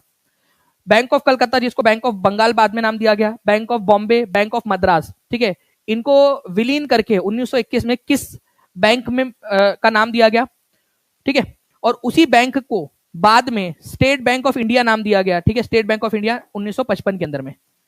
तो आंसर हो जाएगा इंपीरियल बैंक ऑफ इंडिया, ठीक है। इंपीरियल बैंक ऑफ इंडिया जो था उसको 1921 में बनाया गया था, बैंक ऑफ कलकत्ता जिसको बैंक ऑफ बंगाल भी बोला जाता था, बैंक ऑफ बॉम्बे और बैंक ऑफ मद्रास को मिलाकर, ठीक है। 1955 में गोरेवाला समिति, गोरेवाला समिति की रिकमेंडेशन के आधार पर state imperial bank of India का राष्ट्रीयकरण कर दिया गया, मतलब उसको सरकार ने पूरी तरह से खरीद लिया, ठीक है, और उसका नाम बदल के स्टेट बैंक ऑफ इंडिया कर दिया, ठीक है। तो स्टेट बैंक ऑफ इंडिया का राष्ट्रीयकरण कब हुआ था? 1955 के अंदर में। ये भी याद रखना आप लोगों ने, बहुत इंपॉर्टेंट है ये भी पॉइंट आपका, ठीक है। चलिए, R19 आप लोगों ने आंसर किया है फ्रेंड्स। R20 आप लोग आंसर करेंगे, अष्टप्रधान निम्नलिखित में से किसके राज्य प्रबंधन में सहायता करती थी, ठीक है, जल्दी से। 4820 लाइक्स आपने कर दिए हैं, जल्दी से सेशन को लाइक एंड शेयर करते रहेंगे, और जिन लोगों ने चैनल को सब्सक्राइब नहीं किया चैनल को सब्सक्राइब जरूर कर लेंगे, और जहां भी शेयर कर सकते हो शेयर जरूर कर देंगे फ्रेंड्स आप लोग, ठीक है। अगर आप चाहते हो कि इसी तरीके से और भी बहुत सारे क्वेश्चंस आप लोगों के लिए लिए जा सके, आप लोगों को ऐसी मेहनत करते रहे हम लोग आप लोगों के लिए, ठीक है, तो आप जहां भी शेयर कर सकते हो शेयर कर देंगे। और जो लोग टीचिंग परीक्षा के पेड कोर्सेज के साथ में जुड़ना चाहते हैं, अपने भविष्य को सुरक्षित करना चाहते हैं, नीचे में आप लोग देख सकते हो फ्रेंड्स, नंबर चल रहा है यहाँ पर में 7611101101 9697884444। इस नंबर पे कॉल या व्हाट्सएप आप लोग कर सकते हो, ठीक है। तो अष्ट प्रधानमंत्री परिषद जो है वो शिवाजी के समय काल की थी, ये याद रखना है आप लोगों ने। तो 20 में से कितना आपका स्कोर आया है, आप बता देंगे मुझे। पीआईटी का बैच कैसे बाय करना है मैं आपको बता दूं कि नीचे में जो नंबर चल रहा है आपका, उस नंबर पे कॉल कर सकते हो आप, या टीचिंग परीक्षा एप्लीकेशन डाउनलोड कर लीजिए डायरेक्टली, कॉल भी कर सकते हो, या फिर आप व्हाट्सएप भी कर सकते हो उस नंबर पे, अगर कॉल ना लग रहा हो, ठीक है, तो व्हाट्सएप भी आप कर सकते हो इन नंबर के ऊपर में 7611101101 9697884444 7611101101 9697888844 कॉल कर लीजिए या व्हाट्सएप कर लीजिए, टीम आपकी मदद कर देंगी। जितना जल्दी आप पढ़ाई स्टार्ट करोगे उतना ज्यादा आपके लिए अच्छा है, और आपके लिए सबसे बेस्ट चीज ये है कि जब तक आपकी एग्जाम नहीं हो जाती तब तक आप लोगों का जो है फ्रेंड्स वैलिडिटी आपके पास में रहेगी। आप लोग जो है अभी जो करंट अफेयर है आपका उसके ऊपर में आप लोग जाइए, वहां पर में जो है अपना स्कोर बताएंगे, लिखेंगे आप लोग, और मेक श्योर कि आपने सक्सेस परीक्षा चैनल को सब्सक्राइब कर दिया है, ठीक है, चैनल को लाइक कर दिया, जो सेशन है उसको लाइक कर दिया आपने, नोटिफाई मी का बटन दबा दिया, और कल 2 बजे का अलार्म आप लोग लगा लोगे, ठीक है, हर एक बच्चा, ताकि हम बहुत ही बेहतरीन तरीके से एनर्जेटिक सेशन कल कर सके। लाइव ओनली क्लास रहेंगी, आपको उसके तुरंत बाद जो है एक टेस्ट मिलेंगी, उस टेस्ट को भी आप लोगों ने देना है, ठीक है। तो सभी के सभी बच्चे जाकर उस सेशन को लाइक कर देंगे, और अपना नंबर भी लिख देंगे कि कितने नंबर का आप लोगों ने लाइक किया है, ठीक है। डन, हाथ ऊपर करके बता दो, लिख देंगे आप लोग वहां जाके कि कितने नंबर का लाइक था आपका, आपको वहां दिखता है ना कि कितने नंबर पे लाइक किया आपने, और नोटिफाई मी का बटन भी दबा देना आपने। चलो, thank you very much friends. अगर सेशन पसंद आया हो तो कमेंट में बता देना आप लोग कि सेशन कैसा लगा आप लोगों को, क्या आप लोग चाहते हो कि ऐसे ही और भी सेशंस लिए जाए, ठीक है। और कल के सेशन के लिए तैयार रहिए आप, कल बहुत ही बढ़िया वाला हम लोग सेशन करेंगे, और इसके बाद आपको कोई भी करंट अफेयर पढ़ने की जरूरत नहीं रहेगी, क्योंकि एक एक ऑप्शन को हम इस तरीके से सेट करेंगे कि हर ऑप्शन से आप कुछ ना कुछ सीख सके, ठीक है। चलिए, thank you very much, take care and bye, God bless you all, and thank you very much friends 4900 plus likes के लिए बहुत बहुत शुक्रिया आप सभी लोगों का, और जिन्होंने लाइक नहीं किया लाइक कर देंगे, शेयर जरूर कर देंगे सेशन को। Thank you very much friends, bye, thank you.